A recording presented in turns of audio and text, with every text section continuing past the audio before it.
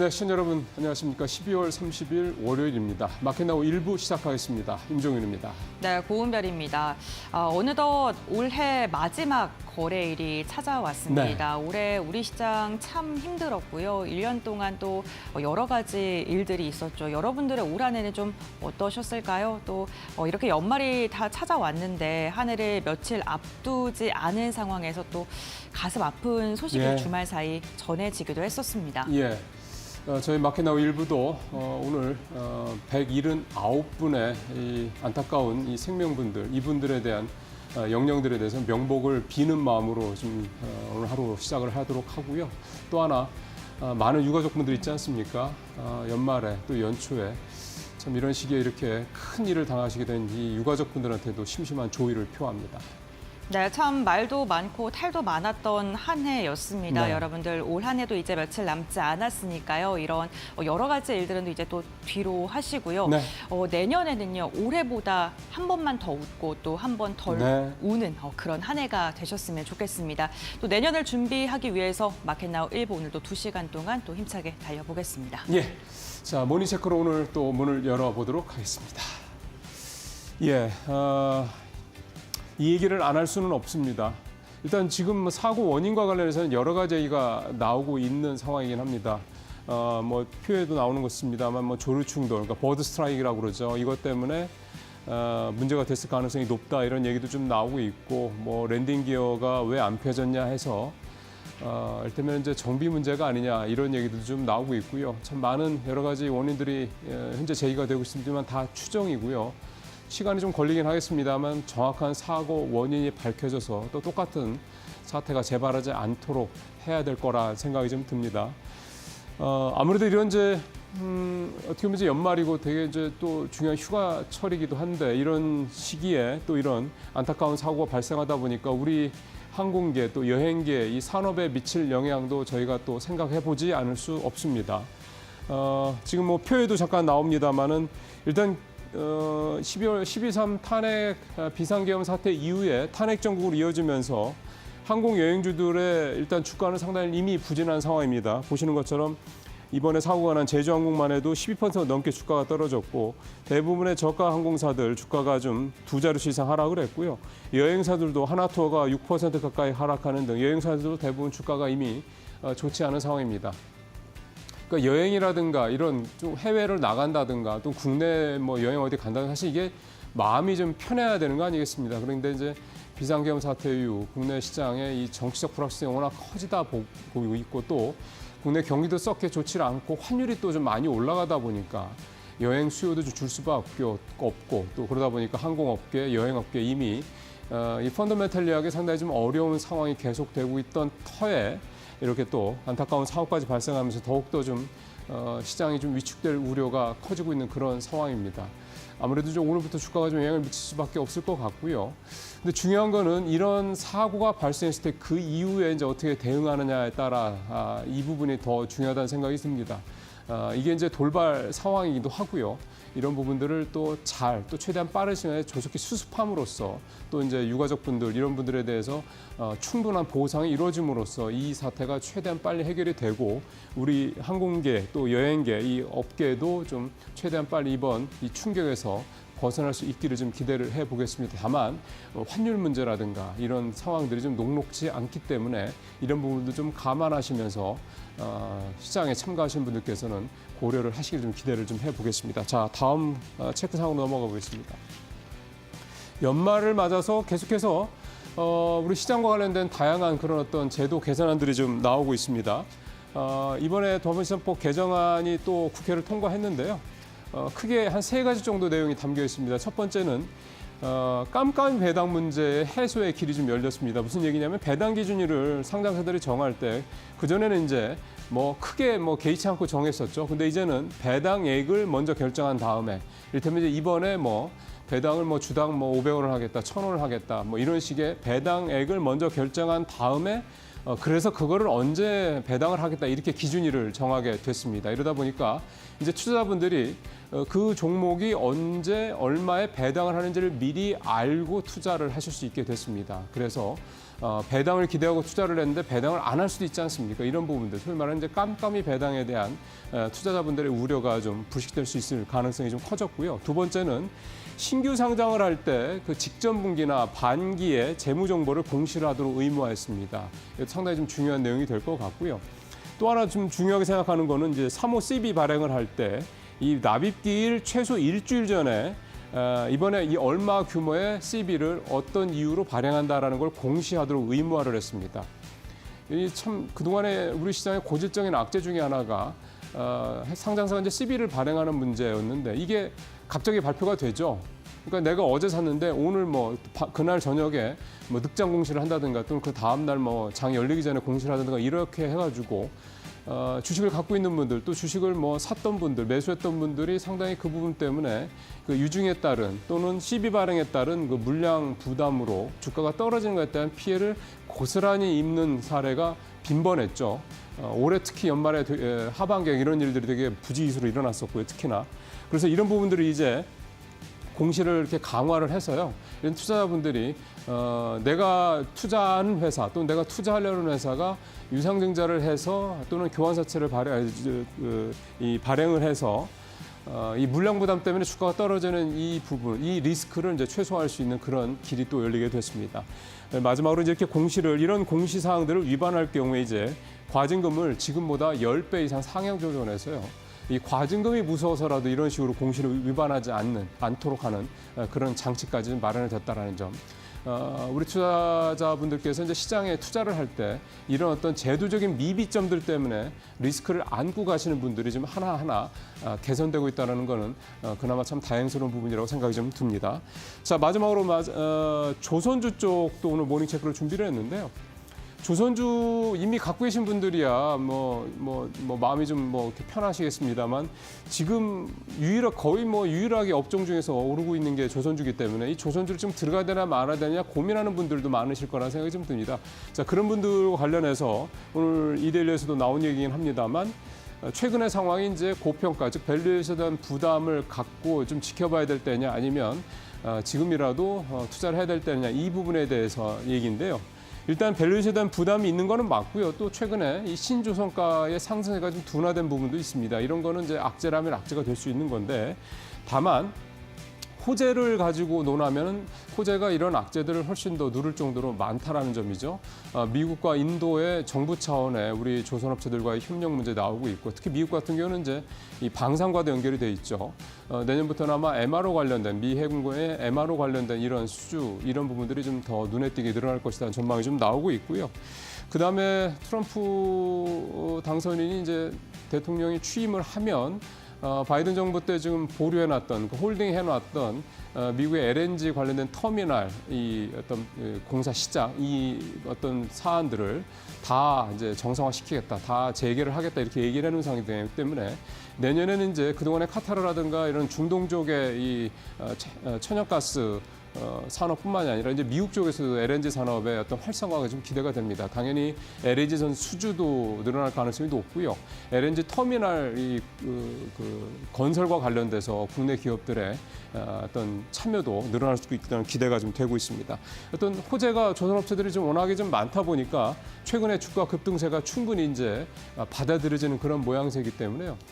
조선주에 대해서는 물론 지금 당장 들어가는 것도 나쁘진 않겠습니다만 시장이 좀 조정을 받을 때 그런 틈을 잘 활용해서 조선주를 담아주는 것도 좀 좋겠다.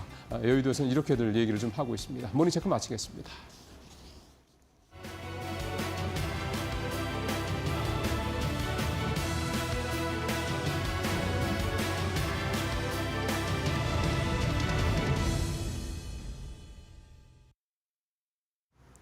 네, 올해 마지막 거래를 맞이하는 국내 증시입니다. 지난주 뉴욕 증시의 분위기 다시 한번 복기해 보시고 오늘 개장하기 전에 우리가 어떤 부분에 좀 초점을 맞추면 좋을지 같이 점검해 보는 시간 갖도록 하겠습니다. 지난주 금요일 뉴욕 증시 3대 지수는 일제히 하락을 했습니다. 특히 빅테크 위주로 낙폭이 좀 크게 나왔었고요. 때문에 나스닥이 1.5%까지 하락하는 모습이 나왔는데 다만 이날 하루는 1% 정도의 지수 하락에 있었지만 주간 단위로 놓고 봤을 때는 여전히 긍정적인 연말 산타랠리가 이어지고 있음을 확인을 해볼 수가 있었습니다. 그 안에서도 나스닥이 0.8%로 그나마 가장 높은 상승 흐름을 보여왔는데요. 12월 월간 기준으로 놓고 보더라도 이 M7을 기준으로 빅테크들의 주가가 굉장히 강했다라는 것을 나스닥 지수를 통해서 체크를 해볼 수가 있었습니다. 현재 시간 27일 기준으로 나스닥은 1.6%대 상승 흐름을 보인 채 다우나 S&P 500보다도 월등히 긍정적인 이 성적표를 가지고 왔고요. 다만 연중으로 놓고 봤을 때는 3대 지수가 모두 두 자릿수 넘게 지수단에서의 상승이 나왔던 것을 체크를 해보실 수가 있겠습니다. 그중에서도 단연 나스닥의 상승폭이 가장 컸는데요. 무려 33% 급등 흐름이 이어진 채 내년에 대한 기대까지도 계속해서 키워갔습니다. 그런 가운데 캐피털 이코노믹스 같은 경우는 내년 말이 되면은 이 S&P 500 지수가 7천까지 도달할 수 있다라는 코멘트를 내놓기도 했는데요. 내년 미국의 부채가 크게 증가하지 않고 국채 금리는 지금보다 더 낮아지고 그리고 12개월 PR 같은 경우도 상승할 것이기 때문에 여전히 지수에 대한 낙관론은 이어지고 있는 분위기였습니다. 그렇다면 1월에 다가올 주요 일정들 같이 체크를 해보시도록 할 텐데요. 일단 전반적인 히트맵을 놓고 봤을 때 지난주 금요일 빨갛게 좀 물들어 있는 모습을 체크해 보실 수가 있겠습니다. 그 안에서도 테슬라가 5% 가까이 낙폭을 키웠는데 지난주 금요일 국내 증시에서 자율주행 관련주들의 주가 변동성이 있었는데 이날장에서 뉴욕 증시 테슬라의 주가 하락이 오늘은 이 자율주행 테마 안에서의 연속성이 나올 수 있을지 지켜보시는 게 중요할 것 같고요. 그리고 지난주 금요일 랑자 컴퓨터 관련주들도 상한가에 안착을 하면서 굉장히 강한 시세를 뿜어주기도 했죠. 뉴욕 증시에 상장돼 있는 관련주들의 주가가 오를 때 국내 증시에서 양자 컴퓨터 관련주들의 주가도 변동성이 나오곤 하는데 이날장에서 아이온큐 같은 경우는 5% 정도 하락세를 보였고요. 다만 리게티 컴퓨팅 같은 경우는 두 자릿수 이상 다시 한번 급등하는 흐름이 나와서 이 테마단 안에서의 서로 다른 변동성을 가리키는 종목들이 포착이 된 만큼 오늘 해당 섹터 안에서의 변동성은 잘 체크를 해보시는 게 좋겠습니다. 일단 올해를 잘 마무리하고 나면은 1월에 그나마 국내 증시에 약간의 기대감을 불러일으킬 수 있는 이벤트들이 준비가 돼 있습니다. 대표적으로는 CES 체크를 해볼 수가 있겠고요. 일단 이번 CES 안에서도 혁신상을 절반 정도가 국내 기업이 받아올 것이다라는 예상치가 나오면서 기대감이 계속해서 올라가고 있고 무엇보다 8년 만에 엔비디아의 젠슨항 CEO가 기조 연설에 나서게 되죠. 다만 국내에서도 많은 CEO들이 해상 행사에 참석을 하는 만큼 이 여러 가지 투샷들이 곳곳에 포착될 수 있을지에 대한 기대감이 설레임으로 다가오고 있습니다. CES에서 다가오는 코멘트들과 여러 가지 소식들로 인해서 국내 기술 관련주들의 변동성이 나올 수 있을지 같이 챙겨보시고요. 그리고 바로 그 다음 주인 13일부터는 JP모건의 헬스케어 컨퍼런스도 준비가 돼 있습니다. 최근에 원달러 환율 급등으로 인해서 제약바이오 관련주들에게는 다소 부담이 되는 분위기가 형성이 되고 있는데 헬스케어 컨퍼런스와 함께 제약바이오 관련주들의 다시 한번 터닝포인트가 올 수 있을지 체크를 해보시고 그리고 20일에는 트럼프 대통령 당선인의 취임식 그리고 그 다음 주는 FOMC까지 예정이 돼 있습니다. 굉장히 바쁜 1월 한 달을 보내야 되는데 일단 오늘 증시 잘 마무리해보시고 또 내년에 대한 여러 가지 전망과 전략들도 계속해서 저희와 함께 점검해 보시길 바라겠습니다.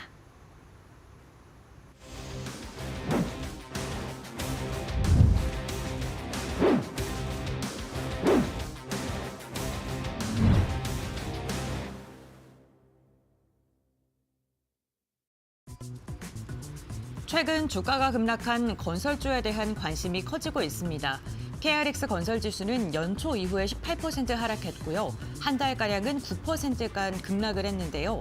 부동산 시장 침체가 이어지는 가운데 정부 정책의 불확실성까지 맞물리면서 주택 매매 심리가 위축된 영향으로 보입니다. 이렇게 주가가 급락하자 증권가에서는 저가 매수의 기회라는 평가도 나오는데요. 반도체 공장 증설로 올해 3분기 건설 공사 계약액은 전년 동기 대비 18% 증가했습니다. 내년에는 금리 인하와 대출 규제 완화에 따른 업황 회복에 대한 기대감이 존재하기도 하는데요. 건설주 지금이 정말 저가 매수의 기회일까요? 지금부터 알아보시죠.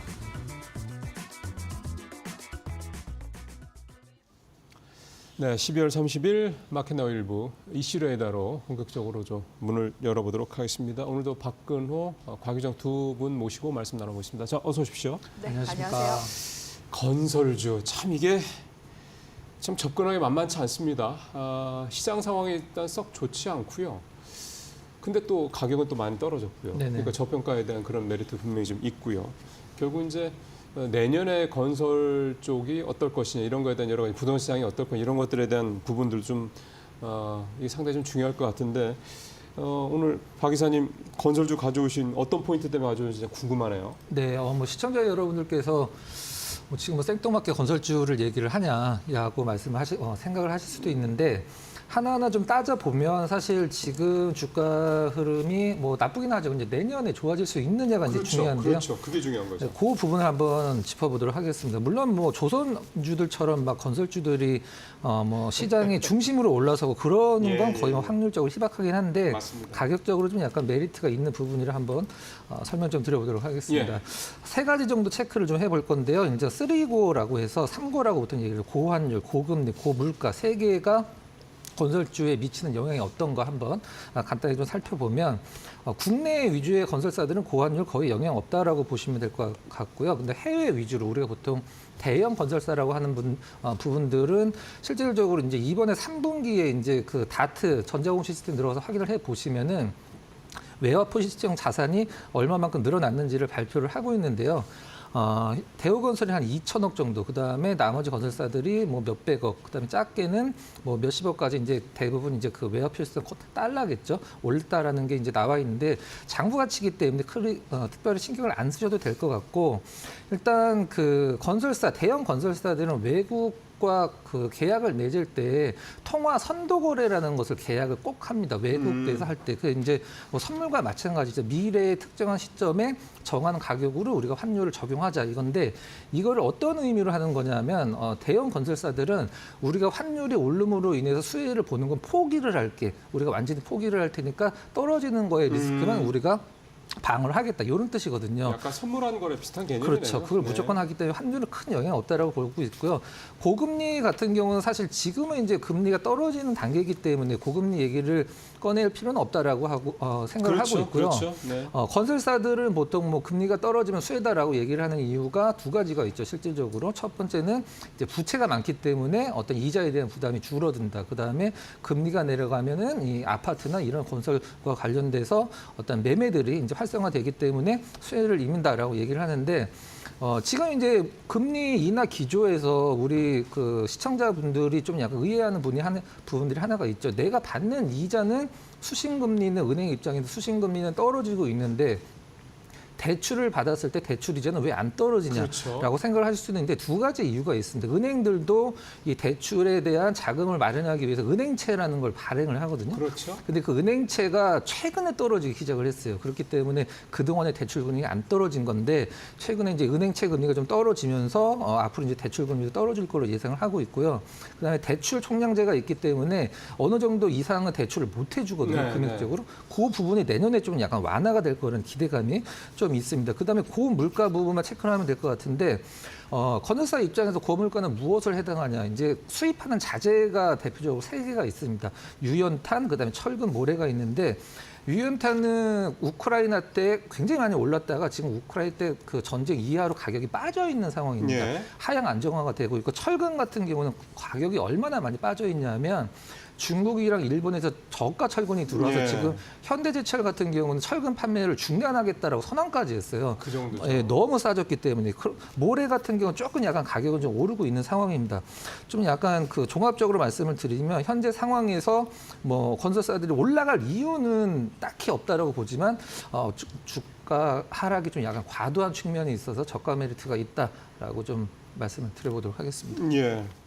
그러니까 이제 우리가 건설주 생각할 때 부동산 시황 위주로 좀 해석을 보통을 하는데 오늘 박 이사님은 좀 내적인 문제죠. 내부적인 어떤 그런 그 건설 단가라든가 그다음에 환율에 대한 이런 부분들 그다음에 그 지금 사실 자재비가 엄청나게 올랐다. 그래서 뭐 분양가도 급등을 하고 등등등 약간 뭐 이렇다 얘기를 하는데 실제로 이런 자재값 이런 부분들은 그렇게까지 지금 상반기에 비하면 최근 들어서는 많이 좀 떨어질 때 이런 부분들을 좀 말씀을 좀 해주셨습니다. 그래서 뭐 크게 수익이 더 뭐 증가할 부분보다는 지금 이게 주가가 떨어진 부분들은 이제 너무 많이 그런 부분들이 반영이 돼 있다. 이런 부분에서 이제 저가 매수의 가능성이 좀 저가 매수에 좀 여지가 있다. 이런 어떤 포인트로 좀 말씀을 해주신 거 좀 잘 참고하시길 바라겠습니다. 건설주들은 저희가 이 시간에 한 게 참 처음이 아닌가 싶은데 제가 아는 동안에는 어떤 종목들인지 한번 쭉 정리를 한번 해보죠. 고한번 앵커 전해주십시오. 네, 건설주들 올 한 해 정말 고생 많았습니다. 고금리 시대 직격탄을 받으면서 주가 역시나 움직임이 굉장히 지지부진했었는데요. 특히나 대장주라 할 수 있는 현대건설은요, 이달 초에 신저가를 기록하는 모습이 나타나기도 했습니다. 다만 52주 신저가를 기록한 뒤에는 기관의 매수세가 들어오면서 하단을 좀 지지해주려는 모습이 나타나고 있고요.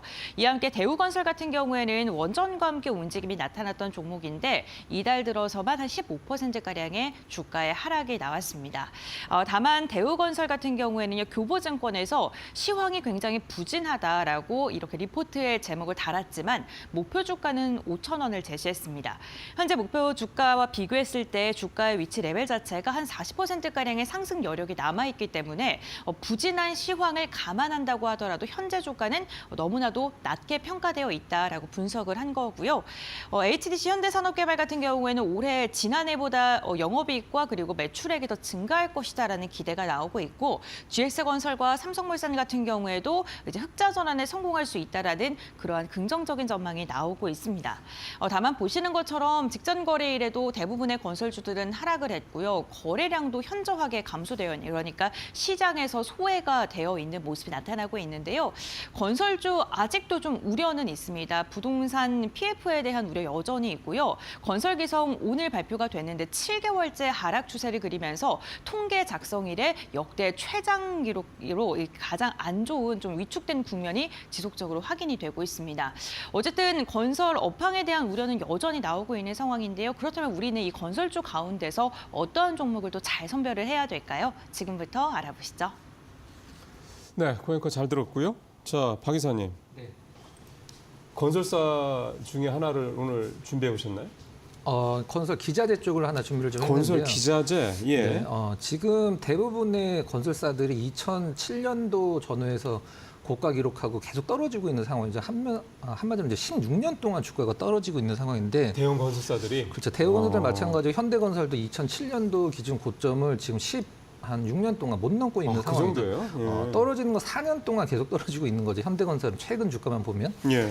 일단 그래도 그 해외 모멘텀들이 있는 대형 건설사들은 좀 메리트가 있다라고 생각을 하고 있고요. 예. 전년 대비해서 수주가 이제 한 거의 18% 정도 늘고 있다라는 것도 기사가 좀 많이 나와 있는데, 그 중에서 일단 조선 쪽, 그다음에 건설 쪽, 그다음에 원전 쪽 다 모멘텀이 있는 기자재 기업을 하나 좀 설명을 예. 해드리도록 하겠습니다. 기업명은 이제 제일테크노스라는 기업이고요. 실질적으로 이제 영업이익이나 매출을 보면 굉장히 좀 안정된 기업이라는 것을 아마 느끼실 수가 예. 있을 거예요.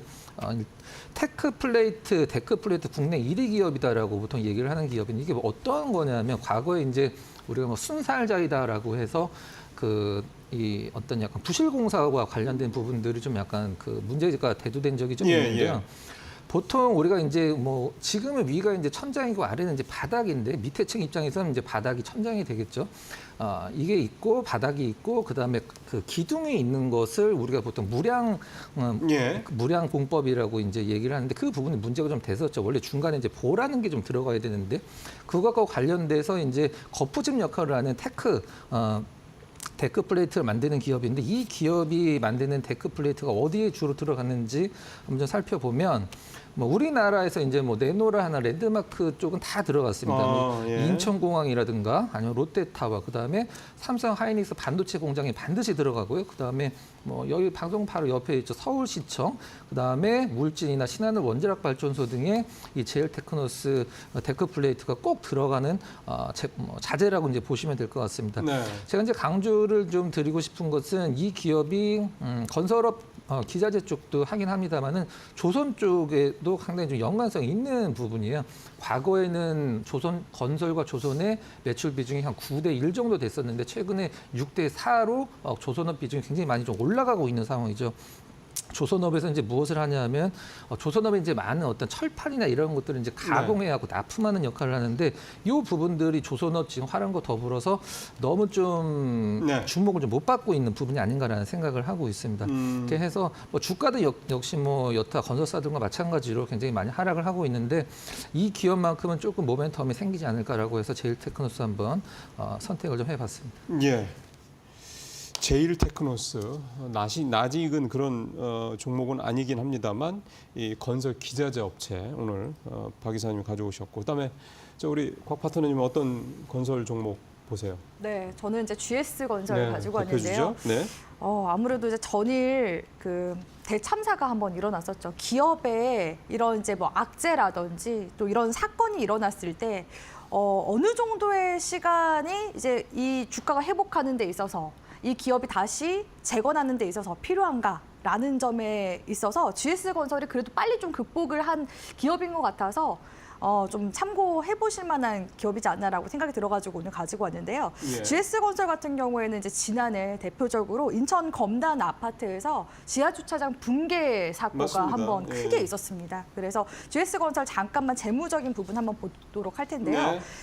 작년 이제 그 실적을 보시다시피 매출액 굉장히 잘 나왔습니다. 근데 이제 영업이익 측면에서 봤을 때 전면 이제 재시공 관련 이제 비용이 한 그렇죠. 5,500억 정도 나왔었거든요. 그래서 거의 진짜 GS건설 이 기업에 있어서도 그 적자 전환이 처음으로 이렇게 적자 전환이 됐었고, 근데 불과 이제 1년 만에 다시금 이제 흑자로 돌아서면서 올 하반기 그래도 건설사들 중에서 HDC 현대 산업개발과 같이 함께 반등세가 좀 두드러지게 나타났었던 기업이거든요. 최근에 이제 주택 경기도 굉장히 좀 좋지 않았고 원가율 같은 경우에도 2021년도에서 2022년도 이제 분양을 받아서 건설하기 시작한 물량들에 이제 비해서 추가적인 그런 이제 공사비 투입이 좀 많이 있다 보니까 원가율 개선이 사실 굉장히 좀 관건이었었거든요. 근데 GS건설이 1분기 기점으로 해서 2분기 이제 3분기 지날수록 원가율이 많이 개선이 됐습니다. 원가율은 낮을수록 좋은 거거든요. 근데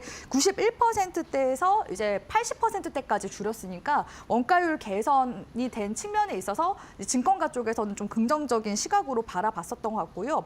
여기에다가 신사업이나 플랜트 부문에서 연간 수주 달성률이 굉장히 좀 높게 두드러지게 나왔습니다. 기존에 이제 GS건설 쪽에서 연초 제시한 수주 목표 자체가 13조 3천억 정도 되는데요. 3분기까지 거의 이제 13조 살짝 안 되는 수치까지 목표를 달성했었고, 딱 3분기 실적 발표 나오자마자 재개발 사업이 계속해서 좀 들어왔습니다. 그래서 올해는 수주를 이제 목표치를 또 초과 달성한 그런 이제 모멘텀도 있었다라고 볼 수 있을 것 같고요. 계속해서 또 유동성을 확보하기 위해서 GS건설 쪽에 있는 자회사들 있죠. GS 엘리베이터도 지금 현재 매각 진행 중이고, 또 여기서 GS 이니마라는 수처리 기업이 있는데 그 기업도 지금 현재 매각 추진이 또 잘 이루어지고 있습니다. 그래서 조만간 또 인수자가 나타날 것으로 좀 기대가 되는 그런 상황이기 때문에 매각을 하게 되면 당연히 유동성 자금 확보에 있어서 용이하게 되겠죠. 그걸 토대로 또 신사업도 계속해서 또 꾸려 나가려고 하고 있기 때문에 GS건설 모멘텀 지금부터 주가도 지금 되살아나고 있는 분위기가 하반기부터 들어오기 시작했고, 실적적인 이런 부분에 대한 개선세를 봤을 때 GS건설 충분히 눈여겨볼 만한 매력적인 그런 건설 기업이라고 보고 있습니다. 예, 사실은 몇 번 이렇게 문제가 좀 생겼죠. 원래는 사실 재건축 쪽에서는 뭐 압도적인 그런 수주를 기록하던 건설사, 그래서 이제 대장주도 됐었고, 근데 좀 최근 몇 년 새 여러 사고가 좀 잇따르면서 좀 위상이 좀 많이 깎여 있는 상황인데, 일단 최대한 좀 빨리 좀 극복을 하고 있다, 이렇게 좀 말씀을 좀 해주셨습니다. 자, 이제 두 번째 이슈로 넘어가도록 하겠습니다. 도널드 트럼프 미국 대통령 당선인이 내년 집권 후 자율주행 관련 기술 규제를 완화할 것이라는 전망이 나오는 가운데, 미국 내에서 구글과 시장을 양분했던 제너럴 모터스가 최근 로보택시 사업 철수를 결정하며 시장 주도권 확보를 놓고 치열한 다툼이 예상됩니다. 내년 로보택시 시장은 구글 웨이모를 필두로 테슬라와 아마존이 맹추격을 하는 한 해가 될 것으로 보이는데요. 글로벌 승차 공유 서비스 시장 규모는 올해 182조 원에서 2032년 709조 원까지 4배 가까운 성장이 기대됩니다. 자율주행 그리고 로보택시, 국내 관련 수혜주는 어떤 게 있을까요? 지금부터 알아보시죠. 네, 로보택시 참 기대감이 엄청나게 많은 그런 분야입니다. 사실 우리는 아마 상암을 가보시는 분들은 뭐 로보택시까지는 아닙니다만 자율주행차 왔다 갔다 하는 걸 보신 분들이 좀 많으실 텐데요. 이게 우리는 아직 눈에 이렇게 딱 보이는 그런 어떤 현재 상황은 아니긴 한데 뭐 미국이나 중국에서는 이미 좀 꽤 움직이고 있는 상황이기도 하고요. 자, 이 부분 로보택시 부분 이제 어떻게 봐야 될지 오늘 준비해 오신 곽 파트너님 포인트를 좀 짚어주시면요. 네, 일단은 트럼프 당선인이 이제는 좀 본격적으로 완전 자율주행차를 위한 정책을 교통부의 우선순위를 둘 계획이라고 이제 보도가 한번 된 적이 있었는데요. 네. 현재 이제 미국 같은 경우에는요, 현재 자동차 제조사가 1년에 배치할 수 있는 완전 자율주행 시범 차량이 연간 2,500대 정도로 제한이 되고 있는 상황입니다. 그래서 이런 이제 규제가 트럼프 2기 지금 정권에서는 풀릴 것으로 지금 예상이 되고 있는 그런 상황이고요. 아까 앞서서 이제 앵커님이 그 제너럴 모터스가 GM 쪽에서 로보택시 사업을 이제 철수하겠다라고 네. 얘기를 해서 그럼 로보택시 사업 자체가 좀 죽는 거 아닌가? 이런 또 우려 섞인 부분들도 있거든요. 왜 그러면 GM이 로보택시 사업에서 철수를 했을까? 그렇죠. 예, 그런 부분들을 좀 살펴봐야 될 것 같은데 로보택시 쪽은 당연히 경쟁이 지금 심화되고 있는 그런 산업이라고 볼 수 있습니다. 하지만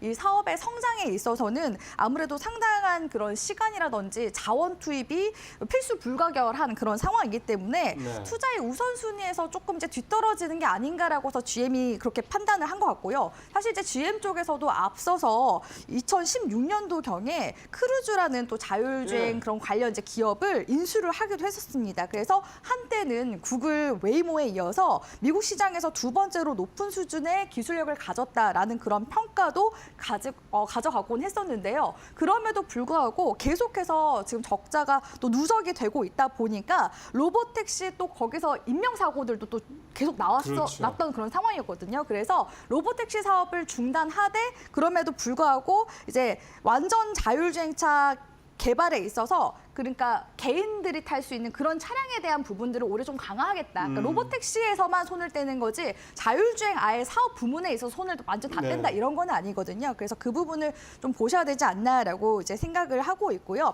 포드와 폭스바겐 역시도 마찬가지로 자율주행 스타트업인 아르고 AI 쪽에다가 투자한 이력을 가지고 있는데 2022년도 경에 투자를 중단을 했습니다. 그리고 현대차 그룹 같은 경우에도 지금 완전 자율주행차 개발을 위해서 투자에 있어서 지금 속도 조절을 하고 있는 만큼 지금 사실 압도적으로 지금 이런 이제 자율주행 쪽에서 로보택시 사업 분야를 끌고 가는 쪽이 구글의 이제 웨이모다라고 볼 수 있을 것 같고요. 아무래도 이제 글로벌 승차 공유 서비스 시장 규모가 앞으로 계속해서 좀 성장세를 보일 것으로 예상이 되고 있는 시장이긴 합니다. 올해까지만 하더라도 182조 원 정도 규모였는데 2032년도에는 4배 가까운 성장세를 이룰 것으로 지금 네. 예상이 되고 있거든요. 웨이모 같은 경우에도 2009년도 이제 구글에서 예. 운전기사 사업을 시작한 이후 현재까지 자율주행만 하더라도 500만 건 이상 압도적으로 지금 많은 자율주행을 이뤄나가고 있고요. 1년 전까지만 해도 70만 건이었는데 올해 들어서 대폭 자율주행 건수가 굉장히 많이 늘어난 점이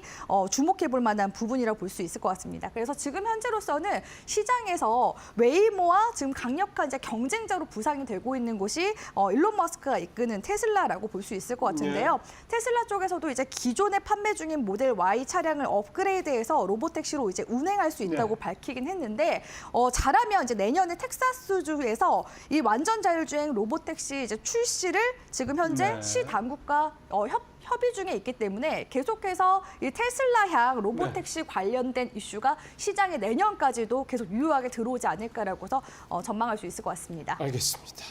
자, 로보택시 관련주들 좀 바로 살펴보겠습니다. 권별 앵커. 네, 로보택시 자율주행 관련 기업들의 흐름 함께 확인해 보겠습니다. 우선 대표적으로 슈어소프트테크는 전일 한 2%가량 하락세가 나왔는데요. 외국인과 기관의 쌍끌이 매수세가 지속적으로 들어오고 있는 모습이 나타나고 있습니다.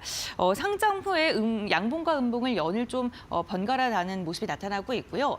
넥스칩 같은 경우에는 4% 가까운 상승력이 나타났던 하루였습니다. 차량용 카메라 영상 시스템과 관련된 사업을 영위하고 있는 기업이고요. 있고요. 라이다 전문 기업인 라이콤 같은 경우에는 2%가량 하락하긴 했습니다만 역시나 외국인의 매수세가 유입되고 있습니다. 자율주행 관련 기업들 전반적으로 굉장히 다양하고요. 최근에 상장된 기업들도 하나 두 개씩 포함이 되면서 점점 더 개수가 많아지고 있습니다. 그렇다면 우리 국내 자율주행 관련 기업들 가운데 테슬라와 연관이고 또 글로벌 기업들과 연관 모멘텀을 갖고 있는 기업은 어떤 게 있을까요? 그럼 지금부터 알아보시죠. 네, 잘 들었습니다. 황정 파트너, 어떤 종목 좀 보세요. 네, 지금 뭐 말씀하신 대로 테슬라와 연관성이 있는 기업을 한번 네. 찾아봤을 때 2023년도에도 신규 상장한 기업 중에서 스마트 레이더 시스템이라는 기업이 있거든요. 얼마 안 됐군요. 근래 들어서 최근에 거래량도 들어와주고 있고 주가상 좀 탄력이 굉장히 좀 높게 나타나고 있는 기업이라 볼 수 있는데 이 기업은 말 그대로 레이더를 만드는 그런 기업이라 볼 수 있습니다. 라이다 같은 경우에는 이제 빛을 사용한다고 보시면 되고요. 레이더는 이제 전자파를 이제 활용을 해서 네.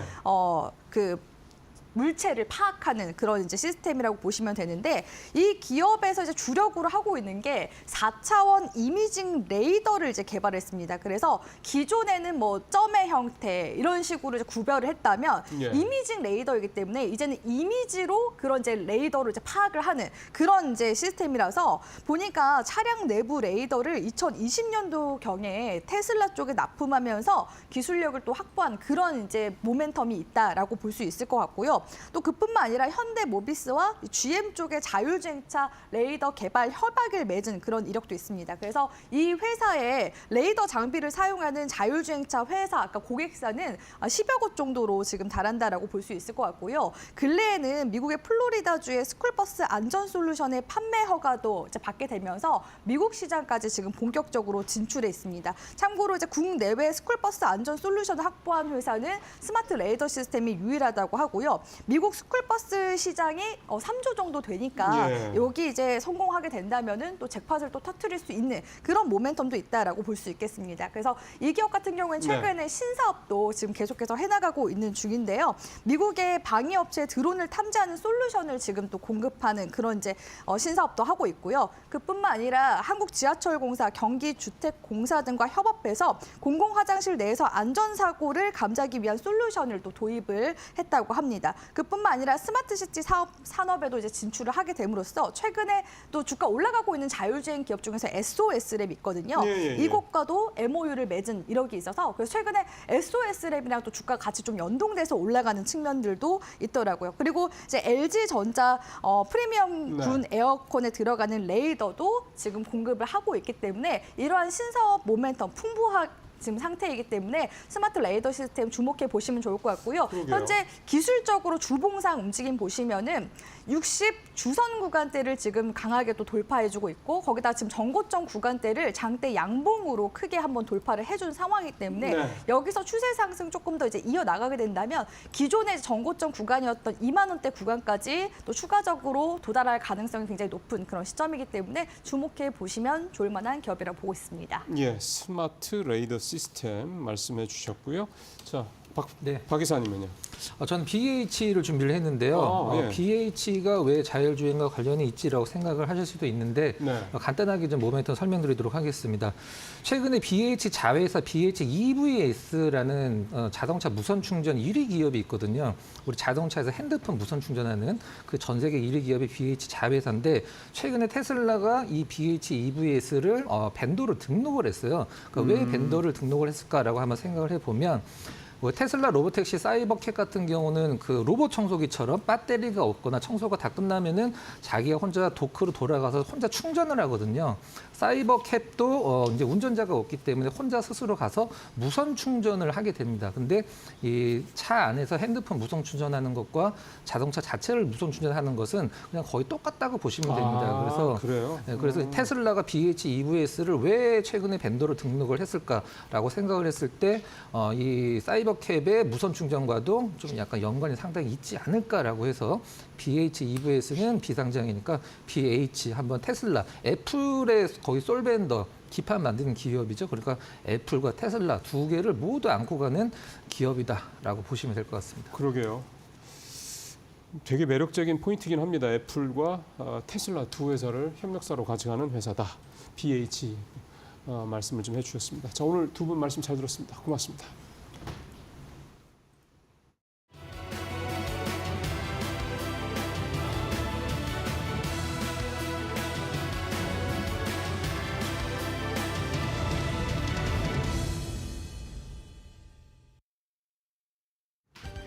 네, 마켓 리포트 강민정입니다. 오늘도 저와 함께 두 종목 살펴보시죠. 오늘 함께 살펴볼 첫 번째 종목 KB증권에서 발간한 SK 하이닉스 관련된 리포트입니다. 실적 성장세 내년에도 지속되겠다고 이야기하고 있죠. 일단은 내년에 D램 내에서 HBM 매출 비중이 44%까지 높게는 올라갈 걸로 보입니다. D램 내에서 HBM이 내주는 이익의 비중은 50% 이상, 절반 넘게 가져갈 것으로 보이죠. 또 2025년에는 실적도 다시 한번 레벨업을 할 것 같은데요. 매출 81조 원, 영업이익 31조 원대로 올해 기록했던 사상 최대치 실적을 다시 갈아치울 걸로 보입니다. 목표 주가는 기존 수준인 24만 원을 유지했고요. 투자 의견도 매수 달았습니다. 이어서 다음 장에서 더 자세히 살펴보시죠. 네, SK하이닉스 4분기 실적을 떼어놓고 본다면 19조 원대의 매출 그리고 영업이익은 7조 6천억 원이 나오겠는데요. 놀라운 점은 영업이익 7조 6천억 원 가운데 압도적으로 높은 비중이 이 D램 쪽에서 나올 거라는 겁니다. D램의 영업실적, 영업이익은 7조 원 나올 걸로 예상되고 낸드가 이 나머지인 6천억 원을 담당하겠습니다. 특히 D램에 포함된 이 HBM의 매출 비중은 3분기에 30%대였는데 4분기에는 40%대까지 올라서고 있는 상황이고요. D램의 범용 가격도 경쟁사의 상승폭 대비해서 2배 상승이 나오고 있습니다. 이어서 낸드도 한번 확인해 보죠. 사실 낸드 업황은 D램만큼 그리 좋지는 않습니다. 최근 가격 경쟁이 심화되고 있고 그리고 공급 과잉 국면에 직면해 있는데요. 하지만 SK하이닉스는 이 낸드 내에서 비중 60%를 차지하는 ESSD의 수익성에 집중하면서 이 부분에서 매출 증가를 이뤄낼 걸로 보입니다. 또 공급을 축소시키면서 원가 구조 개선에 나서고 여기에 따라 생각보다는 안정화된 실적을 낼 수 있을 걸로 보여요. 또 내년도에는 HBM 업황이 상당히 기대되는 상황이죠. 글로벌리 출하 비중이 올해 46%에서 내년은 90% 가까이 확대될 걸로 예상이 되고 있습니다. SK하이닉스 현재 3E 시장, 12단 시장에서도 선두적인 업체 지위를 유지하고 있는데 이 같은 상황이 내년에도 지속될 걸로 예상이 되는 상황이고요. 향후 SK하이닉스의 주가 점프업을 위해서 볼 수 있는 세 가지 투자 포인트를 이야기했습니다. 첫 번째는 이 HBM3E 12단에서 공급이 더 많이 나오느냐이고 두 번째는 HBM4의 조기 공급을 해낼 수 있느냐 그리고 세 번째는 낸드 쪽에서 수급 개선이 나오느냐가 되겠습니다. 이어서 두 번째 리포트도 확인해 보시죠. 네, 다음은 화장품 대장주인 아모레퍼시픽이고 대신증권에서 보고서를 발간했습니다. 제목에 아쉬운 코스알엑스 둔화 그리고 2025년 개선될 중국이라고 적었는데요. 일단 코스알엑스 같은 경우에는 성장률이 점차 둔화되고 있습니다. 이제는 폭발적인 성장이 나오지는 않겠지만 안정적인 성장을 기반으로 2025년에도 실적이 안정적으로 성장할 걸로 예상이 되는 상황입니다. 다만 목표 주가는 하향 조정이 나왔습니다. 기존 17만 원에서 14만 원으로 하향 조정했는데요. 목표 주가 산정 기준 시점이 2024년에서 2025년으로 바뀌면서 하향 조정했다고 밝혔네요. 투자 의견은 매수 달았습니다. 다음 장에서 더 자세히 살펴보죠. 먼저 사업부별로 실적을 나눠본다면 아모레퍼시픽 크게 국내와 해외로 나눌 수 있고요. 해외 법인은 또다시 서구권 국가들 그리고 중국으로 나눠볼 수 있습니다. 먼저 국내부터 매출액 확인해보면 4분기 4,500억 원 그리고 영업이익은 420억 원이 예상되는 상황입니다. MBS 즉 H&B 쪽에서의 매출 또 이커머스 쪽에서 견조한 성장이 나올 걸로 예상이 되고 있고요. 백화점 채널은 전년과 좀 유사한 실적을 나타내겠습니다. 다만 방문 판매나 면세점 등의 일부 채널에서는 매출 감소세가 지속될 것 같아요. 다음으로 해외 법인 확인해 보죠. 해외 법인은 코스알엑스의 편입 효과를 톡톡히 보겠습니다. 매출액 4,700억 예상되고요. 영업이익은 447억 예상되는데 이 영업이익에서 코스알엑스의 효과를 제외한다면 마이너스 40억 원, 즉 영업 적자가 예상되는 상황입니다.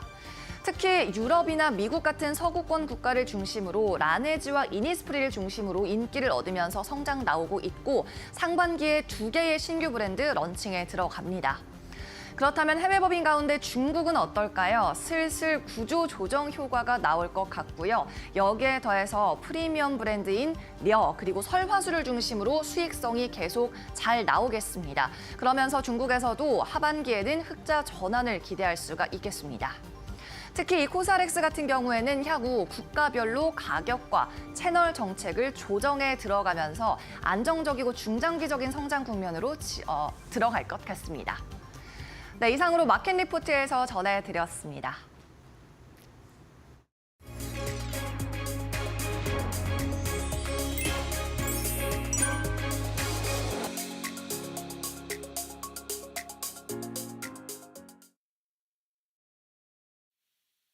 네, 안녕하세요. 반갑습니다. SK증권 서영훈 차장입니다. 오늘 한국 증시 마지막 거래일 시작에 앞서 지난 미국 시장의 흐름들 살펴보고 오늘 시장에 대한 움직임들 예측해보는 시간 좀 가져보도록 하겠습니다.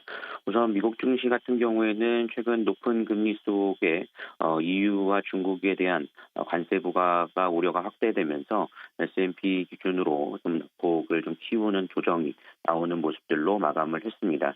특히나 이제 연말 장세로 인해서 미국 시장에서도 그동안의 상승세가 강하게 나왔던 종목에 대한 차익 실현 매물들이 좀 강하게 나왔다라는 점이 시장의 좀 특징이었다라는 점들을 볼 수 있겠고요. 이러한 흐름들은 미국 시장뿐만 아니라 글로벌 시장의 전반적인 동일한 흐름들로서 좀 나타나주고 있는 상황이다라고 좀 볼 수 있겠습니다. 그리고 오늘 한국 증시는 말씀드린 대로 마지막 거래일입니다. 특히나 마지막 거래일인 만큼 거래 대금이 좀 감소하는 흐름들이 나타나 줄 것이고 기관 수급들의 클로징으로 인해서 전반적으로 시장이 좀 지지부진한 흐름들이 이어질 가능성이 상당히 높다라고 좀 볼 수가 있겠습니다.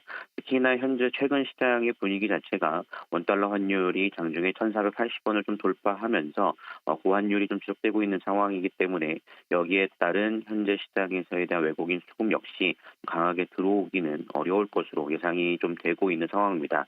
물론 최근 한국 증시 하락으로 인해서 저가 매수가 들어올 수 있다라는 리포트도 나오고 있습니다만 이러한 움직임들은 오늘 나올 가능성보다는 연초에 흘러갈 가능성이 높다라는 점을 염두에 두시면서 종목 공략에 있어서 서두르시기보다는 1월장을 좀 대비하는 전략으로 대응을 해나가 보시면 좋을 것 같고요. 내일 31일은 한국, 일본, 독일, 브라질과 같은 주요 국가들이 휴장을 하고 대부분의 국가들은 조기 폐장을 하기도 합니다. 그렇기 때문에 지속적으로 거래 대금이 감소할 것이다라는 점을 염두에 두시면 좋을 것 같고요. 2025년 첫 거래일은 1월 2일 오전 10시에 좀 개장이 되는 만큼 그 점 참고하셔서 좀 보시면 좋을 것 같습니다. 1월장을 좀 대비하기 위한 섹터라고 본다라면 지속적으로 말씀드렸던 조선업종에 대해서는 관심을 계속 가지실 필요가 있지 않을까라고 생각을 하고 있고요. 현재 구간에서 조선업종 같은 경우에는 2025년도 실적에 대한 기대감이 계속 높아지고 있는 상황이고 현재 재고에 대한 부분들의 실적 반영이 25년도에 본격될 것이다라는 전망들도 나오고 있습니다. 여기에 더해서 미국과의 거래가 좀 활발해질 것이라는 기대감도 높아지고 있다는 점을 감안해 본다라면 오늘 시장에서 섹터를 본다라면 조선업종에 대한 조정 국면을 관심 있게 살펴보시는 전략이 마무리가 되지 않을까 싶습니다. 오늘 2024년도 시장 마무리 잘 해보시길 바라겠고요. 성공 투자하시길 바라겠습니다. 지금까지 SK증권 이천지점 서영원 차장이었습니다. 감사합니다.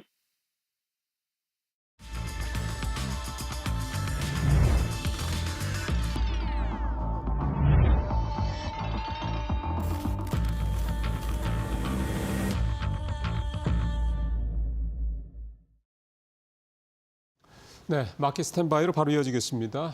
김민수 대표, 신일섭 위원, 고은배 앵커와 함께하겠습니다. 어서 오십시오. 자, 뉴욕 시장 지난주에 좀 많이 떨어졌고요. 좀 전반적인 특별히 악재가 있었다기보다는 좀 많이 오랬다는 좀 쉬어가는 분위기도 있고 눈에 띄는 건 좀 10년물 국채금리가 4.6% 미국 부채죠. 넘었다라는 거는 좀 어쨌든 미국 시장이 상당히 좀 부담스러워하는 대목인 것 같고요. 우리 시장은 참 악재의 악재가 계속해서 좀 쏟아지고 있는 그런 상황입니다. 자, 이런 상황에서 두 분 어떻게 좀 시장 보시는지 탑3부터 좀 살펴보겠습니다. 김 대표님 어떻게 좀 뽑으셨습니까? 네, 일단 다사다난했던 2024년이 오늘 거래일이 하루 남았습니다. 그동안 미국 증시나 글로벌 증시 강한데 한국 증시에만 왜 이러냐 라는 쪽에서 정말 마음고생 많으셨고요. 그런 가운데 이제 일단 올해를 보는 것보다 내년을 이제 계속 또 체크를 해야 되겠죠. 내년 그러면 이렇게 계속 위축됐던 시장에서 내년은 그래도 반전이 나올 수 있을 것인가라는 쪽에서 1월 효과에 대한 기대감도 상당히 높아지는 것 같은데 코스피가 오늘 만약에 제대로 반응을 못하게 되면 일단 6개월 연속 음봉은 거의 기정사실화된다고 봐야 될 것 같고요. 그렇게 되면 반발매가 이끌어지는 내년 흐름들도 고민을 하는데 일단 막연하게 기대하기에는 지금 나오는 여러 가지 상황들, 특히 미국은 이제부터 약간 조정 패턴에 들어간다든가 게다가 또 매크로 지표들이 생각보다 안 좋은 모습들, 특히 지금 환율이 1,476원 다시 약간 상승 쪽으로 가닥을 잡다 보니까 이런 전반적인 상황들이 시장에서 그렇게 크게 기대를 하기는 아직은 어렵다라는 쪽에서 일단 시장보다는 여전히 강조드린 것처럼 섹터 쪽으로 초점을 맞추면서 시장을 탈피할 그리고 시장을 이겨낼 섹터에 대해서 관심을 계속 갖는 게 가장 좋지 않느냐라는 쪽으로 1월 효과는 섹터 쪽으로 바라보시는 게 좋겠다라고 말씀드리고요. 그렇게 되면 두 번째로 1월 시장에서 반등하게 되면 눈여겨볼 섹터가 무엇이냐라는 쪽으로 봤을 때 일단 전통적인 저희 시장이 이러다 보니까 많이 잊고 있는 쪽의 전통적인 이벤트들이 CS2025나 JP모건 헬스케어가 있을 겁니다. 그런 쪽에서 아마 지금 CS2025에서는 가장 화두가 AI가 될 수밖에 없다고 봐야 될 것 같고요. 그럼 AI가 과거와는 좀 다르게 결부가 돼서 어느 쪽에 성과를 내겠느냐라고 하게 되면 그와 관련된 소프트웨어나 자율주행 그리고 로봇 이런 쪽들이 가장 또 중요한 변화가 되지 않을까라는 쪽에서 그와 관련된 섹터의 변화들 또 체크를 해야 될 것 같고요.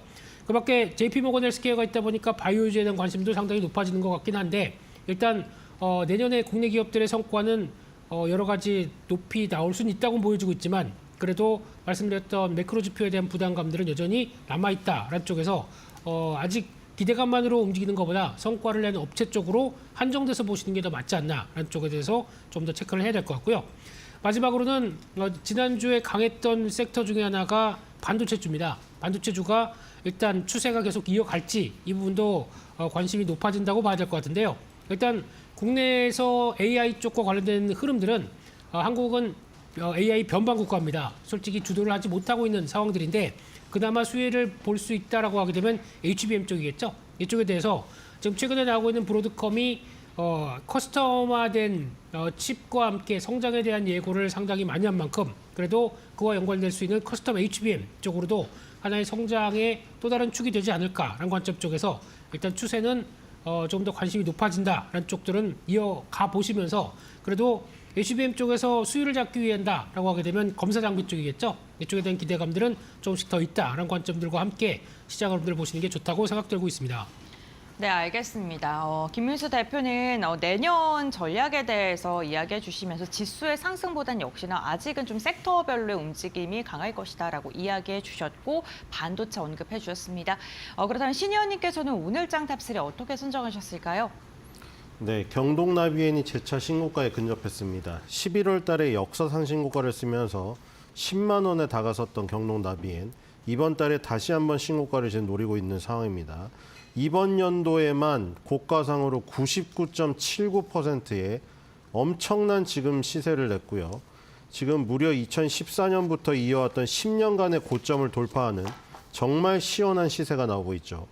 이제는 SK 매직으로부터 주방기기 영업권까지 인수하여 지금 나비엔 매직 브랜드를 출범한다고 하는데 이렇게 되면은 주방 가전을 노리는 제2의 성장을 지금 디임돌을 놓고 있다. 그렇죠? 보일러에서 시작하여 지금 여러분들 집에서 보일러 경동나비엔 쓰시는 분들은 경동나비엔이란 글자가 보일러 그 버튼에 이 주식시장을 점 찍어주는 마치 그 점괘로 써져 있었다는 것을 이제서야 느끼실 수도 있을 것 같은데요. 주변을 잘 살펴보시기 바랍니다. 그리고 후드업체 리베친, 이 리베친의 자산을 인수해서 실내 공기질 관리 솔루션 제공할 방침이죠. 지금 미국에서도 잘 나가고 있고 미국은 온수기도 잘 안 되고 난방도 잘 되지가 않습니다. 경동나비엔이 미국 시장도 먹었고요. 동남아시아까지 다 먹고 있기 때문에 점점 더 수출 기업으로서 확장이 되고 있다. 이번 연도에 10년간의 고점을 뚫었기 때문에 내년도에도 관성의 법칙에 따라서 위에 10만 원대 6자리로 바뀌는 역사적인 순간이 아마 지속되리라 생각이 됩니다. 두 번째는 SOS랩의 강세입니다. KG 모빌리티랑 운전자 주행 지원 시스템 ADAS 고도화를 위한 기술 개발 협력, 업무 협약을 체결했습니다. KG그룹과 이 지금 방송과 연관도 많죠.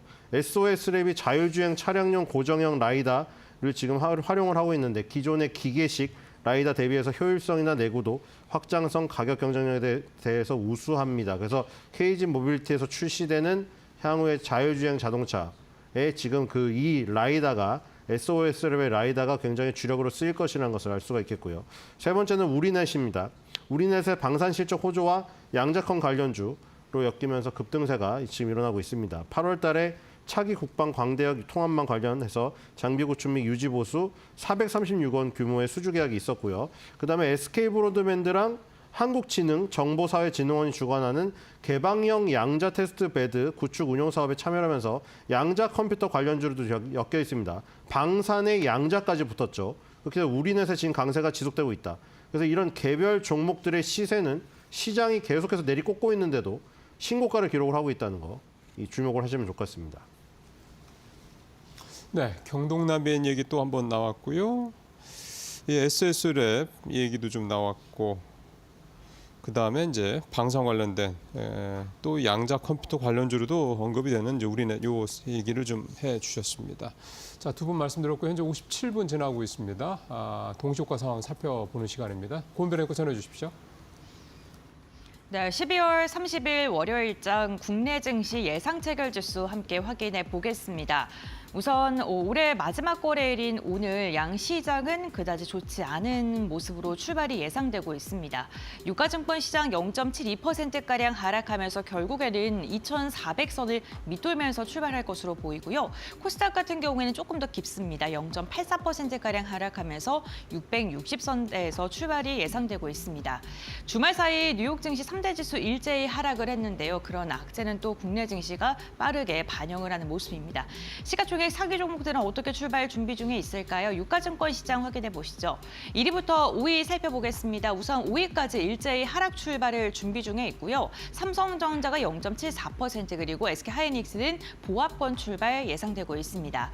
오늘 2차 전지 LG에너지솔루션의 낙폭이 두드러집니다. 간밤 주말 사이에 미증시에서 테슬라가 4% 이상 빠졌는데 2차 전지 기업인 LG에너지솔루션 역시나 1.7% 낙폭을 보일 것으로 나타나고 있고요. 삼성바이오로직스 0.86% 그리고 현대차도 0.7%가량 하락을 보일 것으로 예상되고 있습니다.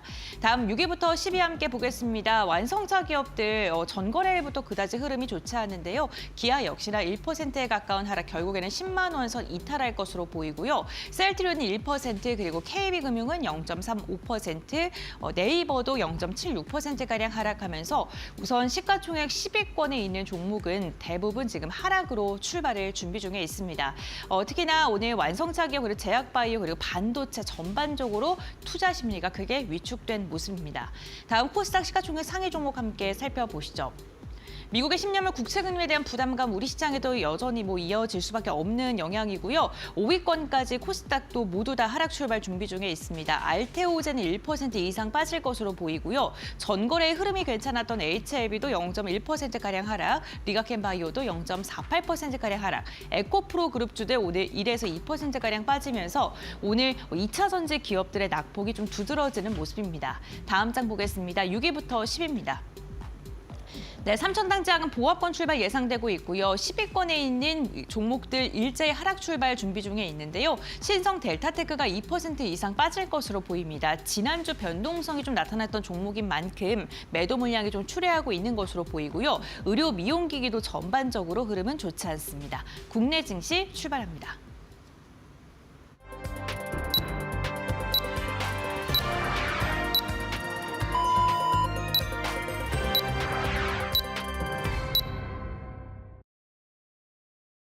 자, 9시 딱 됐습니다. 올해 2024년 마지막 날 일단은 약세 분위기로 출발할 것으로 현재 좀 예상이 좀 되고 있습니다. 동시효과 상으로 봤을 때는 코스피, 코스닥 모두 다 약세고 지수도 약세고 시가총액 상위 종목들 대부분 다 플러스권을 보이는 종목이 하나도 보이지 않을 정도로 약세 분위기 일색이었는데 오늘은 특히 2차 전지 쪽이 더 안 좋은 그런 모습으로 동시효과 상황에서는 그렇게 예상이 좀 됐습니다. 지금 지수가 떴는데요.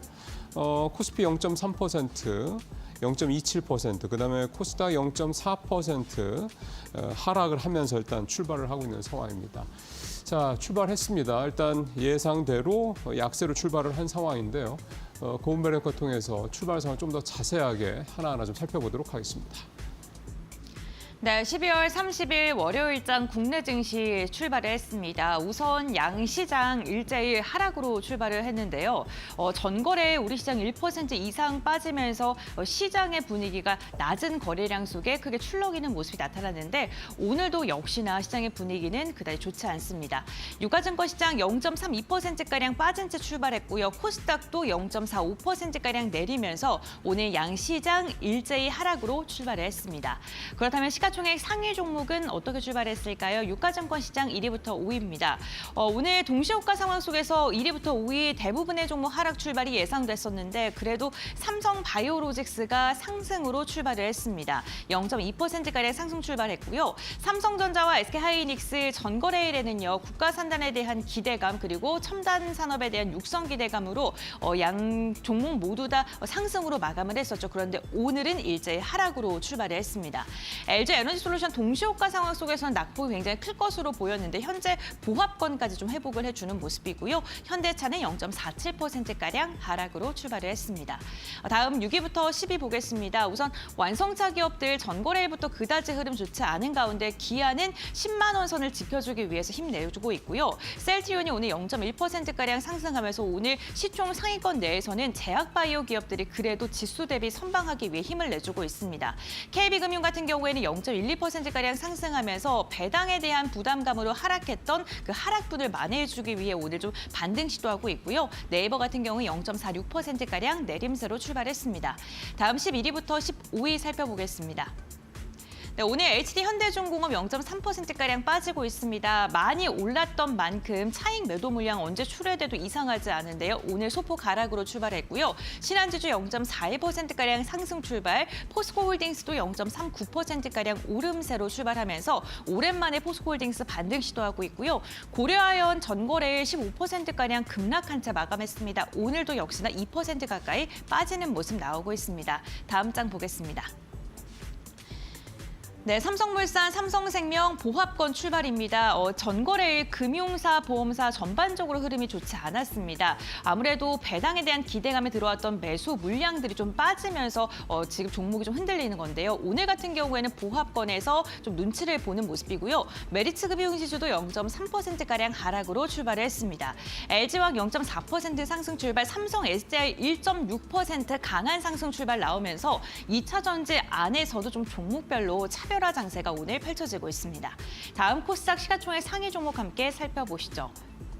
네, 코스닥 바이오 기업들 괜찮습니다. 그리고 에코프로 그룹주들도 오늘 동시호가 상황 속에서는 일제히 하락 출발 예상됐었는데 에코프로 그룹주도 일제히 상승으로 출발했고요. HLB 전거래에 많이 올랐던 만큼 오늘은 조금 쉬어가고요. 알테오젠 보합권 출발, 리가켄바이오도 2.4%가량 상승 출발하면서 오늘 강한 반등 지금 시도하고 있습니다. 다음 6위부터 10위 함께 살펴보겠습니다. 오늘 동시호가 상황보다는 괜찮습니다. 동시호가에서는요, 10위권 종목 모두 다 하락 출발 예상됐었는데 삼천당제약도 2.8%가량 상승, 휴젤과 신성 델타테크도 오름세로 출발을 했고요. 다만 클래스가 오늘 1.2%가량 빠지면서 의료 미용기기 관련 기업 섹터 안에서도 엇갈린 모습 나타나고 있고요. 리노공업이 0.36% 하락으로 출발했습니다. 오늘 반도체 소부장 전반적으로 분위기 좋지 않고요. 다음 장 함께 보겠습니다. 네, 레인보우 로보틱스 1.4% 로봇 관련 기업들 다시금 좀 상승으로 돌아서는 모습이고요. 파마리서치 0.59% 상승 출발, 셀트리온 제약도 0.36%가량 오름세로 출발을 알렸고요. 오늘 엔터조인 JYP 엔터가 0.8%가량 빠진 채 출발을 했습니다. 다음 장 보겠습니다. 네, 펩트론 1% 이상 빠지면서 오늘 비만 치료제 관련된 그 섹터 안에서도 종목별로 흐름이 좀 엇갈리고 있고요. HPSP도 0.7%가량 빠지면서 오늘 반도체 전반적으로 투자 심리가 그다지 좋지 않습니다. 미국 증시에서 기술주가 좀 차익 매도 물량으로 조정을 받았는데 우리 시장 영향이 있고요. 실리콘투 0.6%가량 상승 출발, 에스팜은 1% 이상 강한 상승 나오면서 5일 차트로 좀 추세를 이어가려는 흐름 나오고 있고요. 펄어비스 같은 경우 0.3%가량 하락하면서 게임 게임주들도 오늘 그다지 흐름은 좋지 않은 모습 나타나고 있습니다. 이렇게 개장하고 나서 시가총액 상위 종목군들까지 한번 확인을 해봤고요. 오늘 환율적인 부분 역시나 또 상승으로 출발하면서 부담스러운 모습입니다. 이렇게 출발 상황 함께 확인해봤고 조금 더 자세한 상황 지금부터 알아보시죠. 네, 환율도 좀 전에 잠깐 보셨습니다만 1,470원 찍고 있는 그런 모습입니다. 이번 주도 역시 아무래도 환율 움직임이 또 가장 또 중요한 부분이라고 볼 수가 있겠고요. 지난주에 사실은 1,480원 넘어갔기 때문에 정말 굉장히 좀 충격이 좀 있었죠. 그런 부분들 일단 이번 주 시작은 1,470원으로 시작을 하고 있는 그런 모습입니다. 코스피는 지금 살짝 플러스로 돌아섰고요. 코스닥도 0.06%까지 낙폭이 좀 줄어든 그런 모습입니다. 수급도 좀 보면 개인이 다 팔고 있긴 한데 아직은 규모가 크지는 않은 모습이 외국인은 아주 그냥 눈물만큼이긴 한데 조금씩 사고 있고 기관이 오늘은 코스피에서 200억 넘게 지금 사면서 일단 시장에서 좀 매수를 좀 끌어가고 있는 그런 모습입니다. 자, 이제 두 분 출발 상황 어떻게 보시는지 한번 말씀 들어볼게요. 이제 김민수 대표님 시장 출발 상황 지금 현재 어떤 흐름 눈에 보이십니까? 네, 일단 시장이 약하게 시작했다가 다시 2,400 밑으로 시작하게 되면 못 참겠다, 올라오겠다라고 하는 반응 속도는 빠르다고 봐야 될 것 같습니다. 근데 이게 얼만큼 연결돼서 이어갈지가 오늘 가장 큰 관건이 아닌가 싶은데 일단 오늘 수급적인 측면으로 보게 되면 외국인 아까 눈물만큼이라고 표현하셨는데 그만큼 현물에서 매수가 들어오고 있는데 아마 기관 쪽에 대해서 오늘 투자 패턴을 좀 보셔야 될 것 같습니다. 기관들이 아무래도 말일날 이어지는 윈도우 드레싱 효과와 함께 변화가 좀 이끌어지는지 이를 좀 체크를 해야 될 것 같고요. 그런 측면 쪽에서 도움이 된다라고 하게 되면 외국인들 선물 매수가 같이 이어질 가능성이 높다고 봐야 될 것 같습니다. 그래서 두 개 외국인들 선물 매수와 기관의 프로그램 매수 같이 연관되면서 시장에 그래도 오늘 도움이 되는지 흐름들 좀 체크를 해야 될 것 같고요.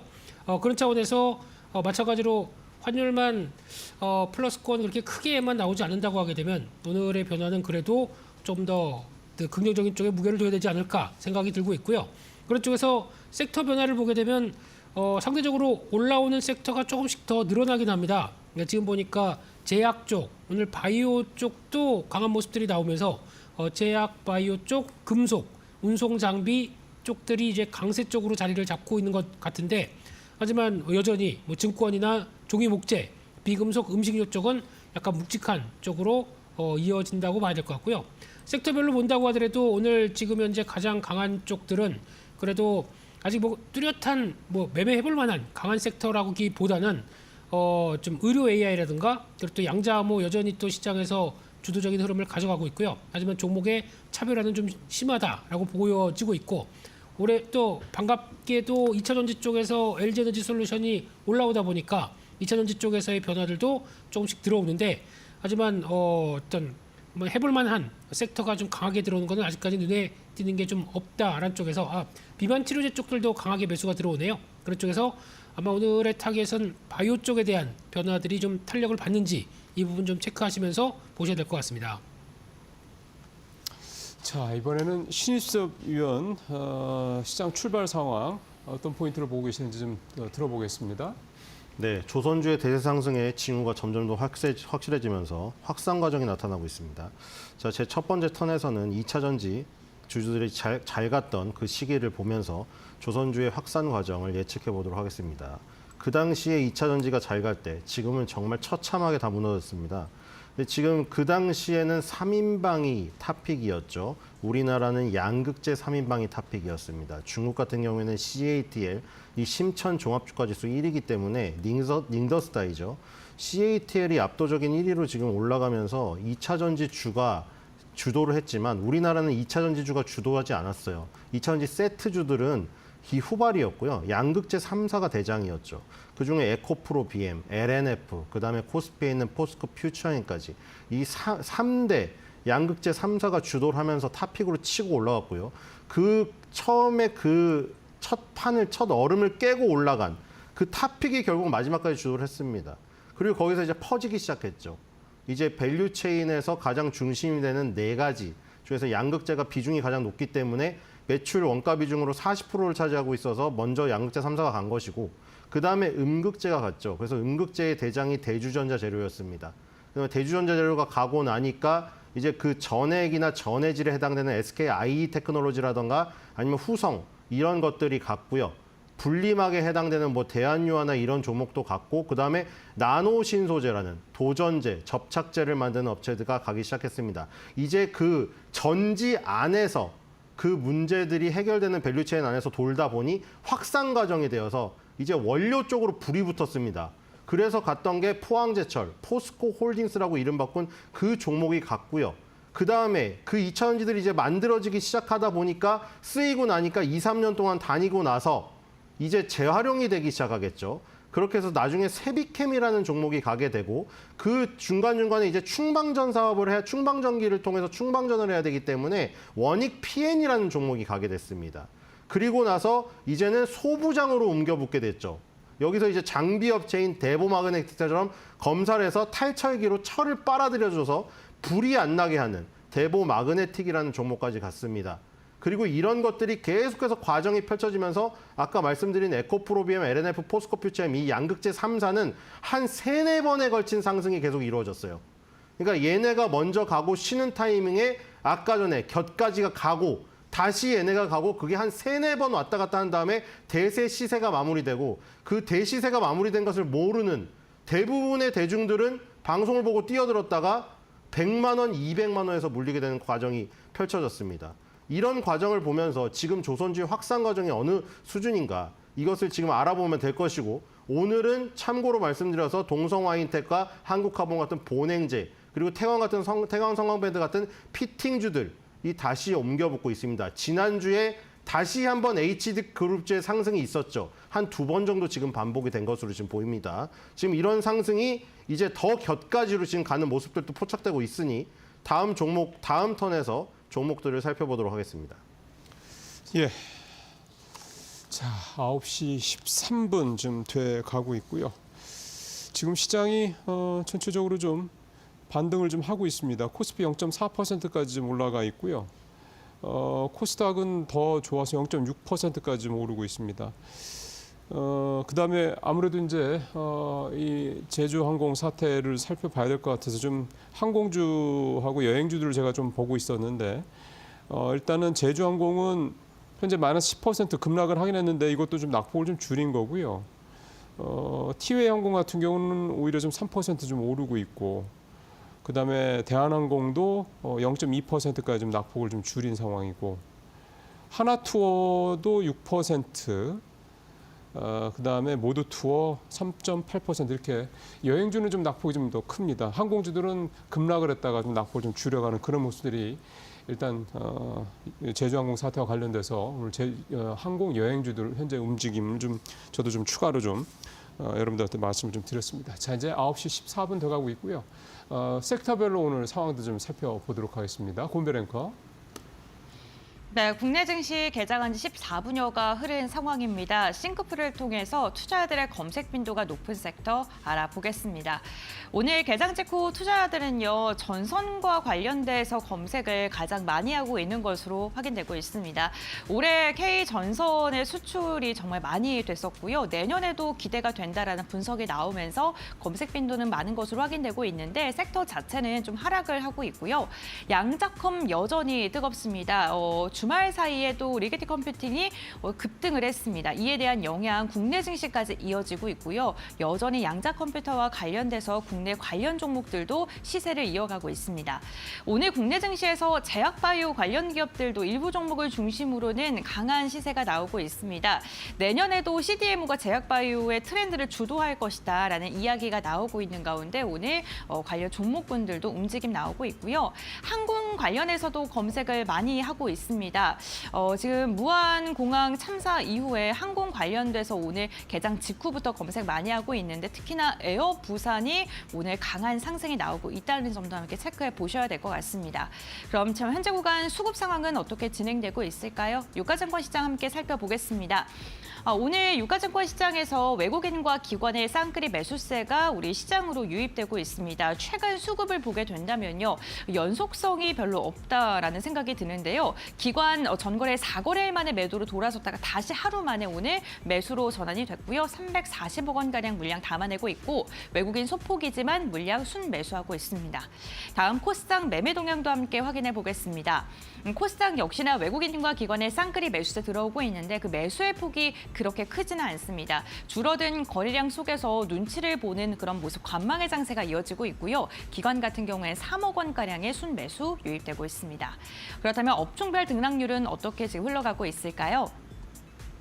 네, 유가증권 시장 오늘 지금 현저하게 상승하는 업종이 많습니다. 비금속, 광물, 증권, 음식료품이 하락하고 있고요. 대부분의 업종군들이 상승을 하고 있는데요. 특징적인 건 오늘 의약품이 2% 이상 상승하고 있고 철강금속과 화학이 1에서 2%가량의 강한 상승 나오면서 오늘 민감주를 중심으로 매수세 유입되고 있고요. 보험은 상승하지만 증권은 하락하는 모습도 체크해 보셔야 될 것 같습니다. 다음 코스닥 업종별 등락률도 함께 살펴보겠습니다. 코스닥은요 조금 더 혼조세가 나타나고 있습니다. 운송업종이 0.6%가량 빠지고 있고요. 다만 상승을 하는 업종군들의 상승폭은 굉장히 큰데요. 역시나 제약이 1.4%가량 상승하고 있고요.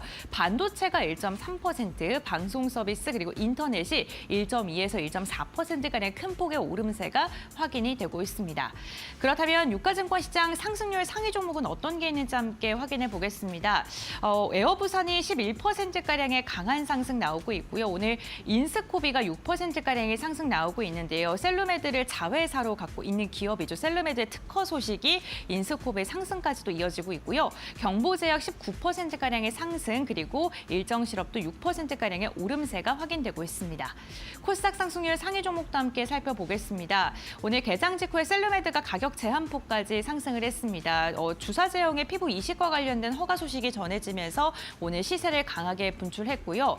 파인텍이 22%가량의 오름세, 또 다시 일론 머스크가 드론에 대한 언급을 하면서 드론 관련 기업들 흐름 괜찮고요. QSI가 24%가량의 상승, 전진 바이오팜도 15%가량의 오름세가 나오면서 오늘 바이오 관련 기업 일부 종목을 중심으로는 강한 시세가 나오고 있습니다. 전진 바이오팜 역시나 개별 이슈, 호재성 이슈로 인해서 오늘 두 자릿대 오름세가 포착이 되고 있습니다. 이렇게 개장 직후에 눈에 띄는 상승률이 높은 종목까지 확인해 봤는데요. 전문가들은 어떠한 종목을 지금 눈여겨보고 있을까요? 지금 바로 알아보시죠.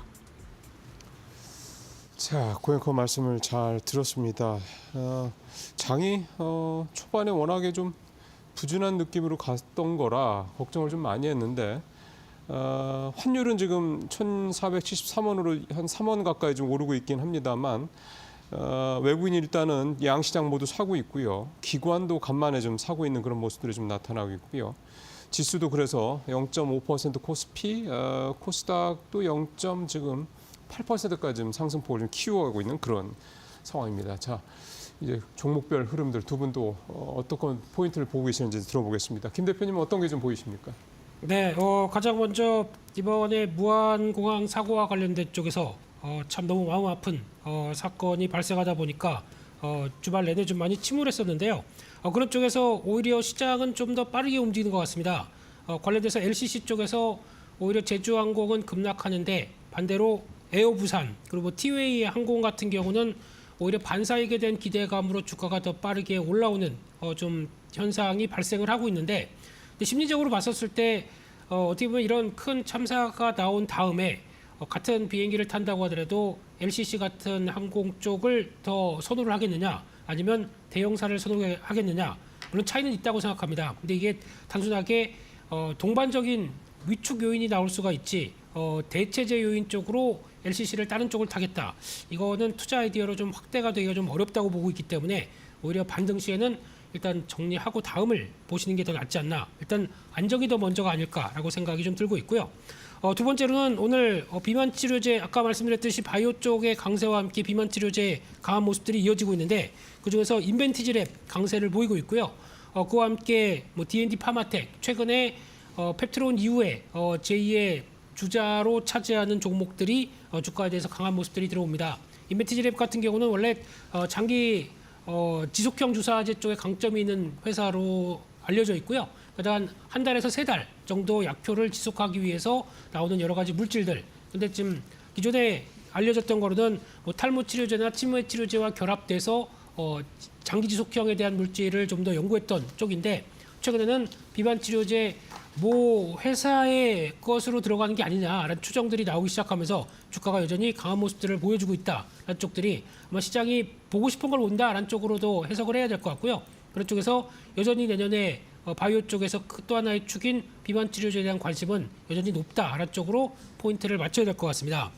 세 번째로 종목 중에서 로봇 관련된 종목들 여전히 기지개는 피고 있습니다. 그중에 클로봇이라는 회사가 지금 현재 또 4%도 넘게 올라가면서 최근에 시장에 주도적인 종목 쪽으로 들어오는 것 같은데 이 회사의 특징은 솔직히 어떤 기대를 좀 키우기보다는 보스턴 다이내믹스의 파트너십을 갖고 있는 회사다라는 쪽에 대해서 움직이고 있는데 솔직히 어떤 중요한 역할을 담당하기보다는 판매 유통을 담당하는 쪽이다라고 하게 되면 이에 따라서 클로봇이 클 수 있는 영향력은 좀 제한적이지 않을까라는 관점 쪽에서 일단 로봇 관련된 섹터들은 계속 보긴 봐야 되겠지만은 주도적인 흐름들로 가져가는 건 맞겠지만은 집중하기는 조금 더 지켜보자 이렇게 말씀드리겠습니다.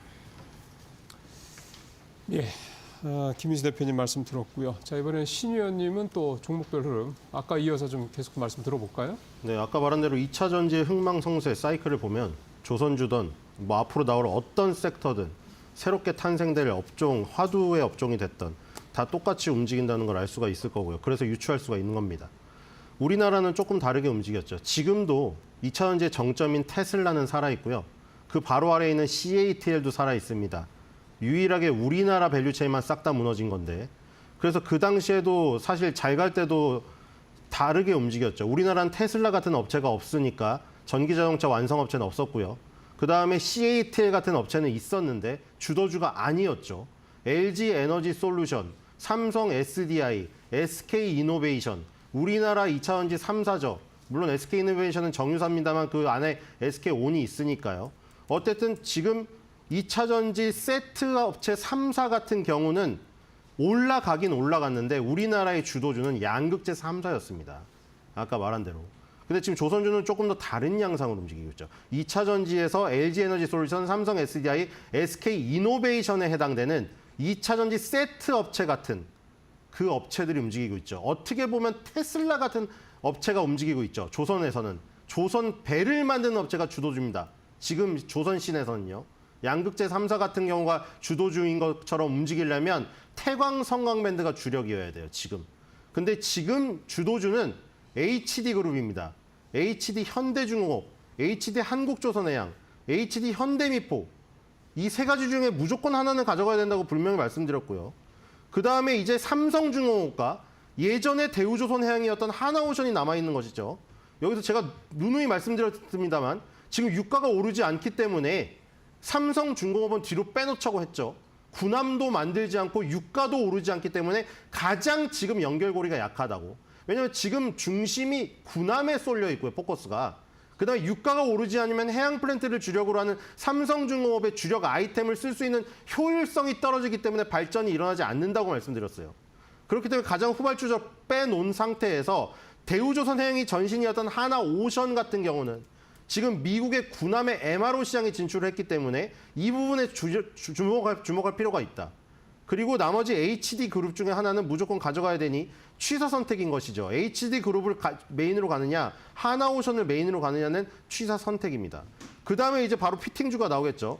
태광과 성광밴드인데 성광밴드가 지금 모든 면에서 낮습니다. 올라간 레벨도 훨씬 더 높고요. 지금 연봉의 지금 기술적인 모습도 훨씬 더 좋습니다. 그리고 북미에 대한 비중도 태광보다 높습니다. 태광은 중동 비중이 높거든요. 중동이 비중이 높은 것은 당연히 유가가 올라야 됩니다. 그래야 돈이 많아져서 축구단도 인수하고 이런 발전도 하는 거예요. 그래서 성광밴드가 일단 먼저 메인이고요. 나중에 이제 개장용 피팅주인 하이로코리아로 가겠습니다만 아직까지 가고 있지 않다는 거. 가지 않은 것을 미리 갈 필요는 없어요. 그러면 기회비용이 날려버리기 때문에. 그 다음에 이제 한국카본과 동성화인텍 본행제가 나오겠죠. 그 전에 사이에 있는 게 세진중공업입니다. 세진중공업이 LNG 탱커를 만들기 때문에 탱커 수주를 한 다음에 본행제를 발주를 넣으니까 그게 연결고리가 있는 거예요. 그래서 그 라인에서 보시면 될 것 같고 그 다음에 이제 거기서 더 퍼지면은 야, 일단 한화엔진이라는 엔진이 있겠죠. 그리고 한화 엔진이 지금 대장주고요. 엔진을 만들게 되면 당연히 실린더 라이너가 따라붙게 됩니다. 그때 말씀드린 대로 남자분들은 기술 시간에 배웠다고 했죠. 지금 기술 배운지 안 배운지 모르겠는데 기술 시간에 자동차에서 4가지의 그 과정을 배우게 되고 거기서 피스톤 운동을 하는데 실린더 라이너가 나옵니다. 그 실린더 라이너를 만든 업체가 케이프고요. 그 다음에 선박 평형수 처리 장치죠. 배 밑에 물을 어느 정도 채우게 됩니다. 배는 균형을 유지하기 위해서 선박 평형수 처리 장치가 필수적이기 때문에 한라 IMS 이런 것들을 변두리 종목으로 노려보면 되겠죠. 아까 말한 대로 똑같아요. 2차 전지에서 벌어졌던 일들이 똑같이 반복됩니다. 원익 P&E 같은 충방전, 세빛겜 같은 지금 2차 전지 재활용 업체 이런 것들이 움직이고 그 다음에 다시 결국 양극재 3사가 몇 번을 반복해서 갔듯이 똑같이 이루어질 거예요. 지금 이게 확산이 되면 하이로 코리아 같은 개장용 피팅주, 케이프 같은 실린더 라이너 엔진에 붙는 거 만드는 업체, 아니면 한라 IMS처럼 선박 평수 처리 장치 이런 것들이 격가지로 가겠지만 결국에 메인으로 다시 돌아와서 H그룹주, 태광성광매드 피팅주까지 더 가면 엔진, 한화 엔진까지 요 정도의 선에서 계속 하드 캐리하면서 움직임이 한 4-5번에 결국 반복될 거예요.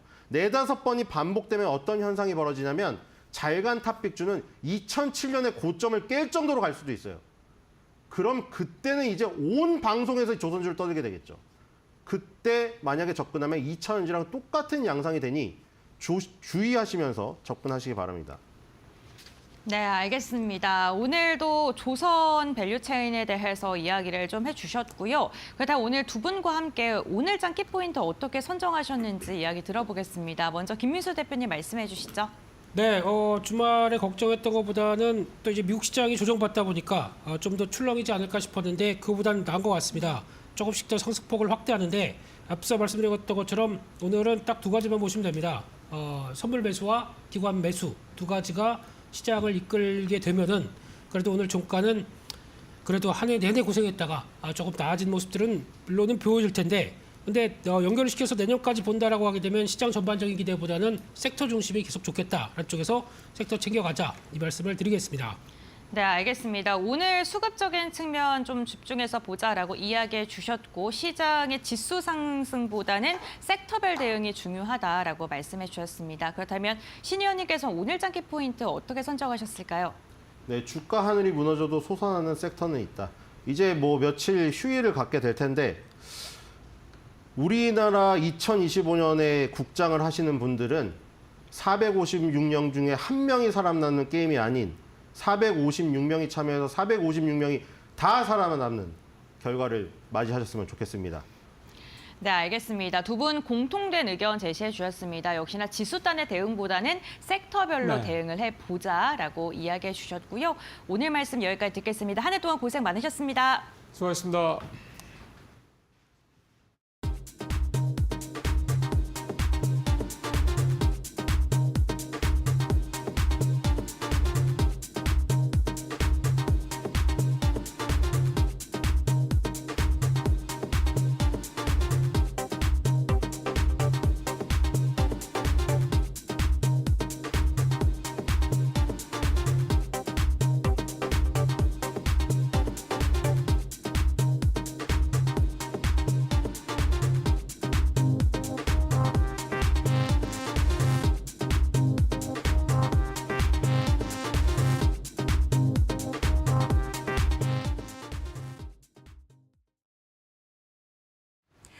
네, 오늘장 선발 종목 바로 살펴보도록 하겠습니다.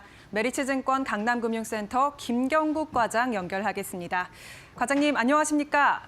네, 안녕하세요. 네, 오늘 가져오신 종목과 또 투자 포인트는 어떻게 볼까요?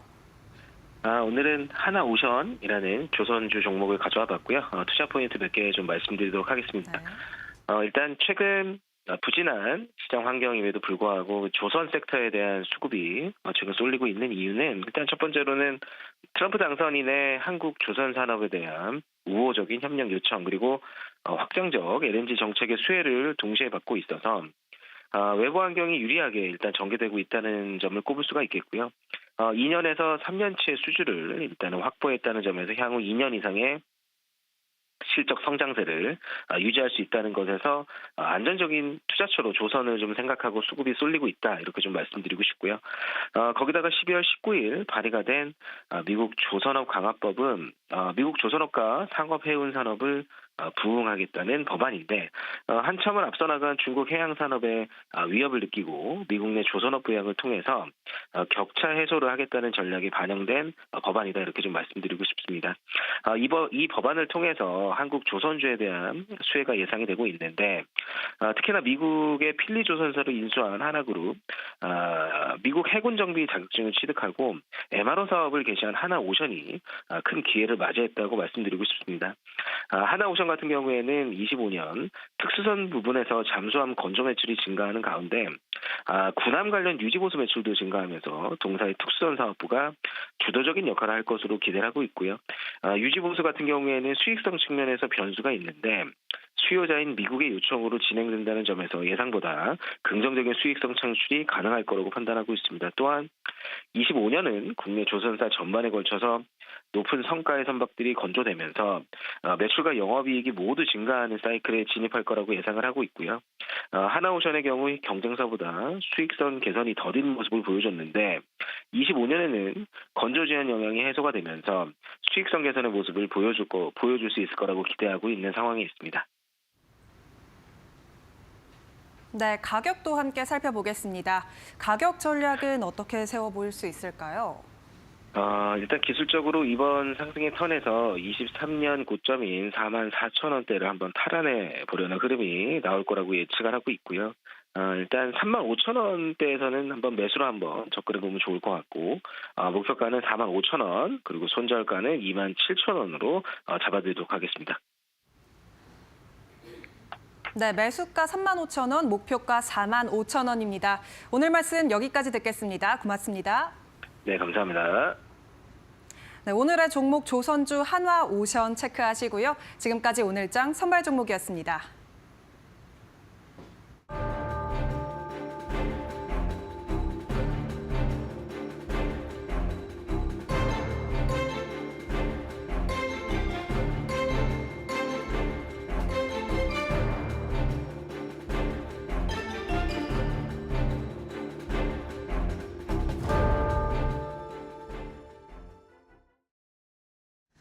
네, 우리나라가 탄핵 정국 그리고 무한 참사 등으로 블랙홀에 빠져 있는 상황인데, 그럼에도 불구하고 전 세계는 AI 산업 시계가 빠르게 돌아가고 있습니다. 그래서 올해의 마지막 거래일 이 시간은요, AI 전략에 대해서 한번 쭉 정리해드리면서 투자 전략 좀 세워드리려고 합니다.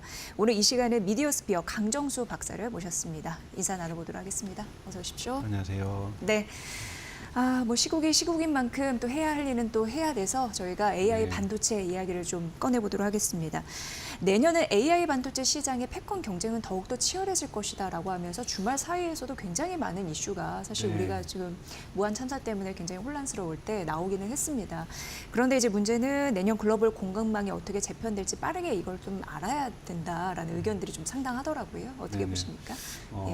일반 PC에서의 어떤 칩이라든지 어떤 스마트폰의 칩 시장 자체가 얼마나 성장할지에 대해서는 사실 2024년 초기에도 2024년 크게 성장할 거라고 얘기를 했지만 사실 또 기대치에 못 미쳤었던 거고요. 2025년도 마찬가지일 거라고 보고 있습니다만, 유일하게 AI 칩 같은 경우에는 계속해서 성장할 거라고 보고 있습니다. 올해 전체적으로 우리가 여러분 대표적인 AI 기업, 미국 AI 기업인 마이크로소프트라든지 알파벳, 그다음에 메타, 아마존 이 4개 기업이 전체 AI에 대한 투자는 2천억 달러를 넘어섰습니다. 근데 그 중에서도 데이터 센터라든지 여기는 전기라든지 이것이 모두가 포함된 거고요. 모델 개발이라든지 AI 칩, 즉 엔비디아 칩에 투자한 돈이 671억 달러예요. 671억 달러면 결코 정말 작지 않은 돈인데요. 문제는 2027년에 이것이 2배가 될 걸로 전망을 하고 있습니다. 즉 2025년, 2026년, 2017년 이렇게 해서 2배가 될 거라는 것은 다른 분야는 모르겠지만 AI 칩에 대해서는 계속적인 투자들이 이루어질 거라는 거고, 이 부분들이 AI 칩 관련된 시장의 성장들을, 즉 수요가 계속해서 증가하고 있는 거고, 이런 부분들은 첫 번째고요. 두 번째는 이것이 미국과 중국에 있어서 AI와 관련된 군비 경쟁들이 발생하고 있다는 거고, 중국에서는 바이트댄스 바이낸스라든지 또 틱톡을 가지고 있죠. 또는 바이두라든지 텐센트라든지 알리바바라든지 이런 곳에서도 계속해서 AI 칩에 대해서 투자를 하고 있고, 그러니까 구매를 하고 있고요. 그리고 이런 부분들이 전 세계적으로 프랑스나 영국이나 독일로도 확산되고 있고, 한국이나 일본이나 말레이시아로도 확산되고 있기 때문에 AI 칩 시장은 계속해서 성장할 수밖에 없다. 문제는 이것을 중심적으로 생산하는 TSMC의 프로덕션 캐파시티, 생산의 용량이 이것을 감당해 줄 수 있느냐, 이 부분이 가장 큰 관전 포인트라고 2025년 볼 수가 있을 것 같습니다. 네. 그럼 이제 TSMC가 누굴 선택하느냐에 따라서도 완전히 판도가 달라질 가능성이 있네요. 네네. 네, 그런 부분도 굉장히 중요할 것 같고요. 일단 엔비디아 말씀 좀 해주셨으니까 잠깐 언급을 하면 사실 이제 시총이 챗 GPT가 나온 이후에 10배가 넘은 그런 상황이 연출이 되고 있습니다. 근데 최근 화두는 블랙웰 GPU 여기에 있겠죠. 근데 설계상 결함 때문에 지금 블랙웰 B200 GPU 같은 경우에는 예상보다 조금 더 늦게 나올 가능성이 있다라고 하면서 동시에 조금 나온 얘기가 뭐냐면 2세대 블랙웰이라고 해서 B300 GPU 출시는 이 일정은 또 예정대로 하겠다 이랬거든요. 좀 혼란이 가중된 상황인데 이 우려감을 좀 상쇄할 만한 요인이 될 수 있을지 궁금합니다. 우려감이 현실로 좀 나타날 가능성이 있다고 보는데요. 우선은 여러분들 아시는 것처럼 2년에 한 번씩 신규 모델을 발표하던 거에서 후퍼에서 블랙웰로 가면서 이것이 1년 단위로 당겨졌고, 이제는 이제 6개월 단위로 좁히겠다는 것이 이제 엔비디아의 어떤 전략들, 즉 블랙웰 200이 나온 이후에 블랙웰 300이라는 신모델을 6개월 안에 출시하겠다라고 얘기를 하고 있다는 것은 사실 지금 준비라든지 TSMC랑 생산에 대한 이야기까지도 오고 가고 있다는 거죠. 제가 다른 방송에서 한번 얘기를 했었는데요. 블랙웰이 올해 12월 안에 생산되느냐, 양산되느냐, 또는 내년 분기로 넘어가느냐, 이건 엔비디아에게 큰 영향을 미칠 수밖에 없습니다. 왜냐하면 계속해서 블랙웰의 약속들이 늦춰지면서 아직 구체적으로 이번 이제 12월이 끝나면 이제 한 분기가 끝나서 곧 분기 발표가 1월 달에 있겠습니다만, 즉 대기 수요가 얼마나 발생했는가, 즉 미국의 빅테크라든지 이런 데서는 12월에 블랙웰이 나올 거라고 생각을 하고 이 부분들에 대한 구매 계약들을 지금 선주문들을 해놓은 상태이기 때문에 그것만큼 대체제라고 할 수 있는 H200이나 H100에 대한 수요를 줄였는지 안 줄였는지를 알 수가 없는 상태거든요. 그래서 분명히 1월 달에 엔비디아의 실적에 대해서는 지금 대단히 걱정과 그렇지 않다. 충분히 엔비디아에 대한 수요가 워낙 강하기 때문에 엔비디아 AI 칩에 대한 수요는 충분히 채워지고도 남았을 것이다.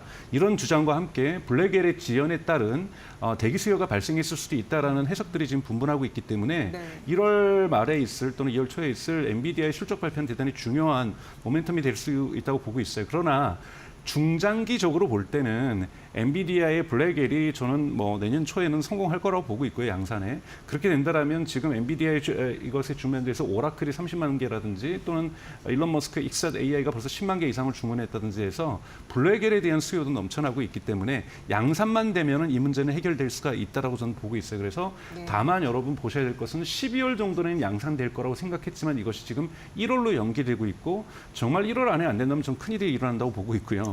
1월에는 양산이 반드시 돼야 되는 거고, 지금 전문가마다 3개월의 뒤처짐 또는 심각할 경우에 내년 상반기를 넘어설 수도 있다는 주장도 있기 때문에 엔비디아가 블랙웰을 얼마나 지금 빨리 그 양산에 늦춰지고 있는 시간을 단축시키는가는 여러분들이 가장 엔비디아를 보실 때 주목해서 보셔야 될 부분이라고 보고 있습니다. 네.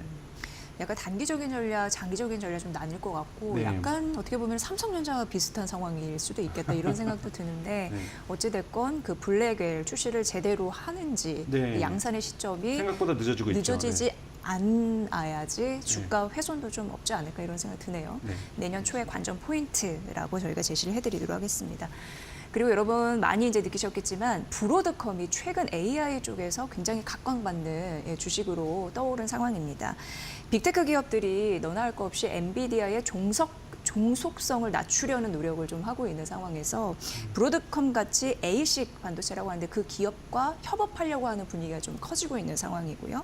그렇다 치면 내년 승자는 엔비디아가 될 것인가, 브로드컴이 될 것인가, 굉장히 우리로서는 흥미진진하게 바라볼 수밖에 없는 것 같은데요. 브로드컴의 주가도 지금 폭발적으로 성장을 하고 있고요. 이게 또 투자자들에서도 관련 또 토론방에서 엄청 뜨거운 주제입니다. 네, 브로드컴의 실력에 대해서 많은 분들이 이제 평가를 하시면서 브로드컴은 여러분 뭐 서데스 기술이라든지 또는 최근에 인수한 VM웨어라든지 해서 사실은 버티컬 인테그레이션이 많이 돼 있습니다. 여기서 버티컬 인테그레이션은 뭐냐면 AI 칩뿐만이 아니라 이 AI 칩이 들어가는 렉이라든지 이것이 들어가는 데이터 센터라든지 그래서 데이터 센터 운영부터 그리고 그러니까 칩의 설계 그리고 칩과 칩의 통신 이런 부분들까지 종합적으로 모든 기술들을 다 가지고 있는 IP를 가지고 있는 대단한 훌륭한 기업이라고 볼 수가 있죠.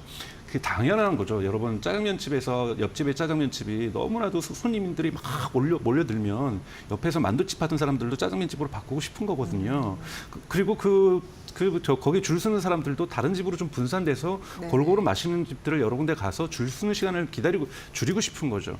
왜냐하면 지금 빅테크 입장에서 볼 때는 너무나도 자신들의 2천억 달러를 쓰고 있고 칩에만 600억 달러를 한 해 넘게 쓰고 있고 이러고 있다 보니까 공급업체는 유일하게 엔비디아고 그리고 그것을 생산한 TSMC다 보니까 가격이 천정부지로 올라갈 수밖에 없는 거거든요. 그렇다면은 이 종속성을 벗어나고 싶은 것은 고객의 심리하고 똑같게 아까 제가 짜장면집과 만두집 얘기했던 것처럼 모든 기업에겐 동일하게 존재할 수밖에 없다는 거죠. 어느 임원회의에서 예를 들면 구글이나 메타에서 어떻게 하면 엔비디아의 종속성을 줄일까는 계속해서 논의될 수밖에 없는데 여기에 브로드컴이라는 파트너가 보인다라는 거죠.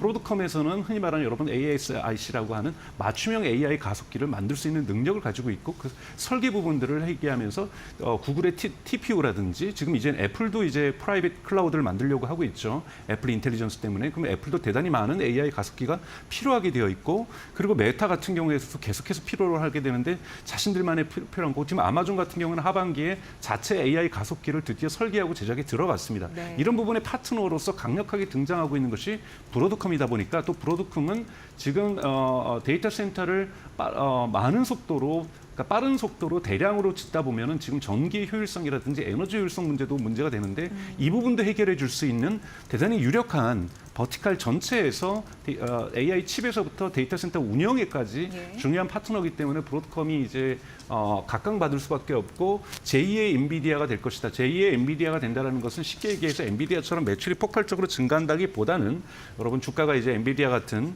그런 모양새를 띌 것이게 될 것이다 보다 가능성이 높다고 보니까 투자자들의 관심이 높아진 건 당연합니다만 여기서 하나 주의하셔야 될 것은 뭐냐면 브로드컴이 직접 생산하진 않죠. 네. 그러니까 이것도 물론 TSMC가 해줘야 됩니다. 그렇다면 가장 중요한 것은 TSMC와의 협상력을 브로드컴이 얼마나 가져갈 수 있는가.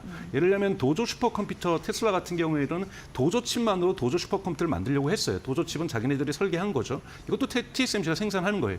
문제는 도조 칩을 갖다가 TSMC가 자신들이 원하는 만큼 속도만큼 생산해 주지 않으니까 결국은 엔비디아의 H백을 사게 되는 거거든요. 이런 식의 형사는 일어나는 거기 때문에 엔비디아가 갖고 있는 TSMC에 대한 장악력 이거를 브로드컴이 깨면서 적정한 수준의 생산량을 맞춰낼 수 있을 것인가.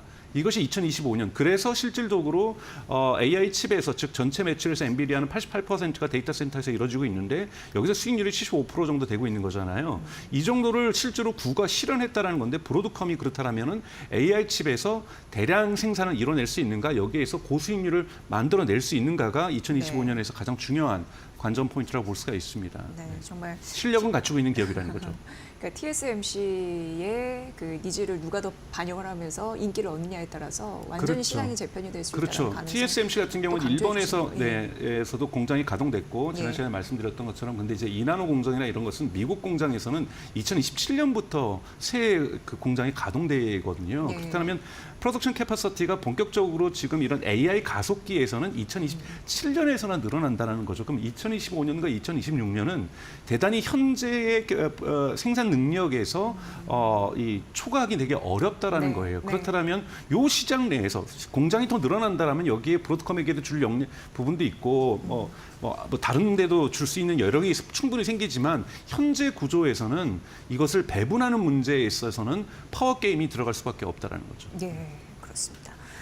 지금 그리고 월가가 조명하는 주식이 또 하나가 있는데 기업이 알파벳입니다. 네. 이거는 뭐 양자칩 윌로우가 지배적이지 않나 이런 생각이 드는데 왜 이렇게 주목이 된다고 보세요? 사실 일정 부분은 이런 얘기가 나옵니다. 일찍 축포를 터뜨리지 말라. 네. 예, 베팅하기 지금 위험하다라는 얘기도 나오고 있어서 이것도 뭐 팽팽하게 갈리더라고요. 그렇죠. 이런 부분에서 제가 한쪽 편을 들면 어떤 많은 부정적인 댓글이 달리겠지만 저는 조금 조심하라는 말씀을 드리고 싶어요. 이제 큐비트가 핵심이잖아요. 큐비트잖아요. 큐비트는 우리가 보통 비트라고 하는 건 0과 1이라면 큐비트는 이 중간값까지 갖는 뭔가 정해지지 않는 그것이고 이것을 안정적으로 유지하기 위해서는 대단히 저온을 유지한다든지 다양한 형태들을 구가하게 되는데 이 큐비트를 갖다가 100개를 담아내는데 성공한 게 윌로우인 거죠. 100개만으로도 물론 대단히 빠른 속도로 어떤 것은 뭐 경단위의 시간이 필요한 걸 5분 만에 풀었다 뭐 이렇게 얘기하는데요. 그거는 농구 선수하고 축구 선수를 전 비교한 거라고 보고 있고요.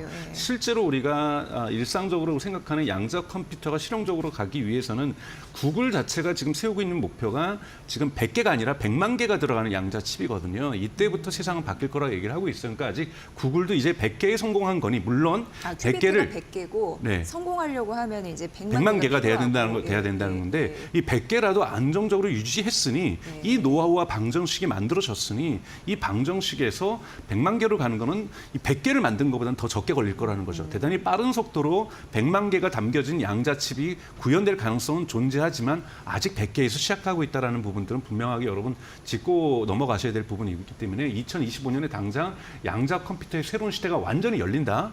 이거는 여러분 조금 섣부른 판단이라고 볼 수가 있습니다. 그래서 하지만 양자의 시대의 단초가 분명하게 R&D 영역에서 실질적으로 시장 영역으로 들어올 수 있는 수준까지로 가고 있다는 부분은 인정할 수 있습니다. 네.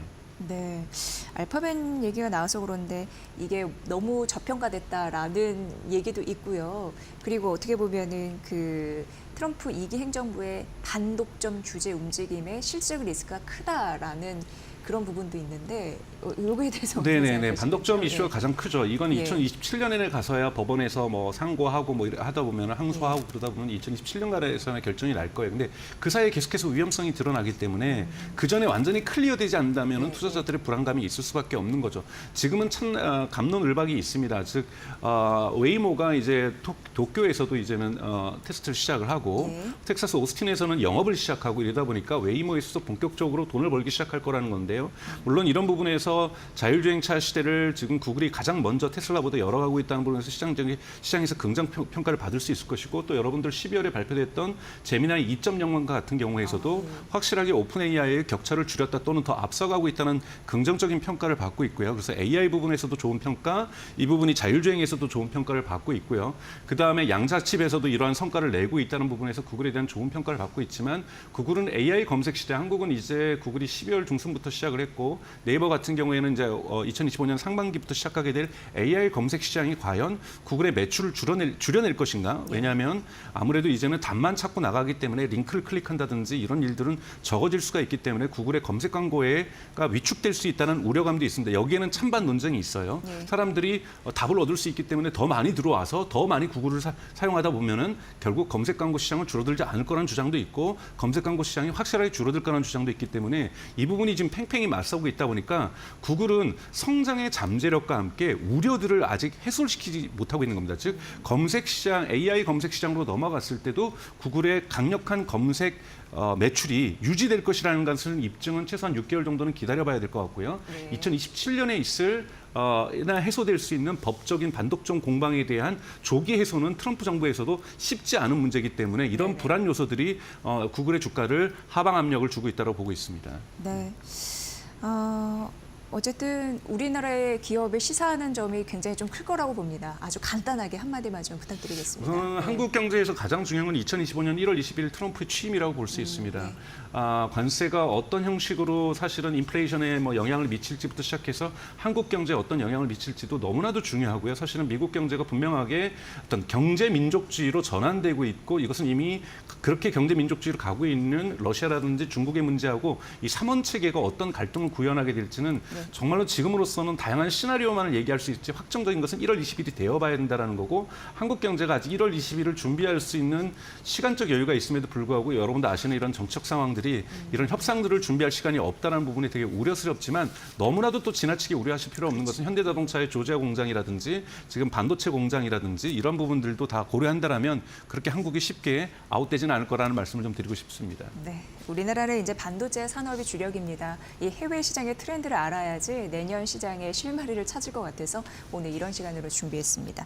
미디어스피어 강정수 박사의 분석으로 함께하셨습니다. 박사님 잘 들었습니다. 고맙습니다. 네, 연말 마지막 거래 오늘 시장은 양시장이 장중 고점 부근에서 움직이고 있습니다. 오래간만에 외국인과 기관의 쌍끌이 매수세가 들어오고 있는데요. 저희가 잠시 후에 마켓나우 2부에서 오전장 전략 조금 더 구체적으로 전해드리도록 하겠습니다. 저는 잠시 후에 뵙겠습니다.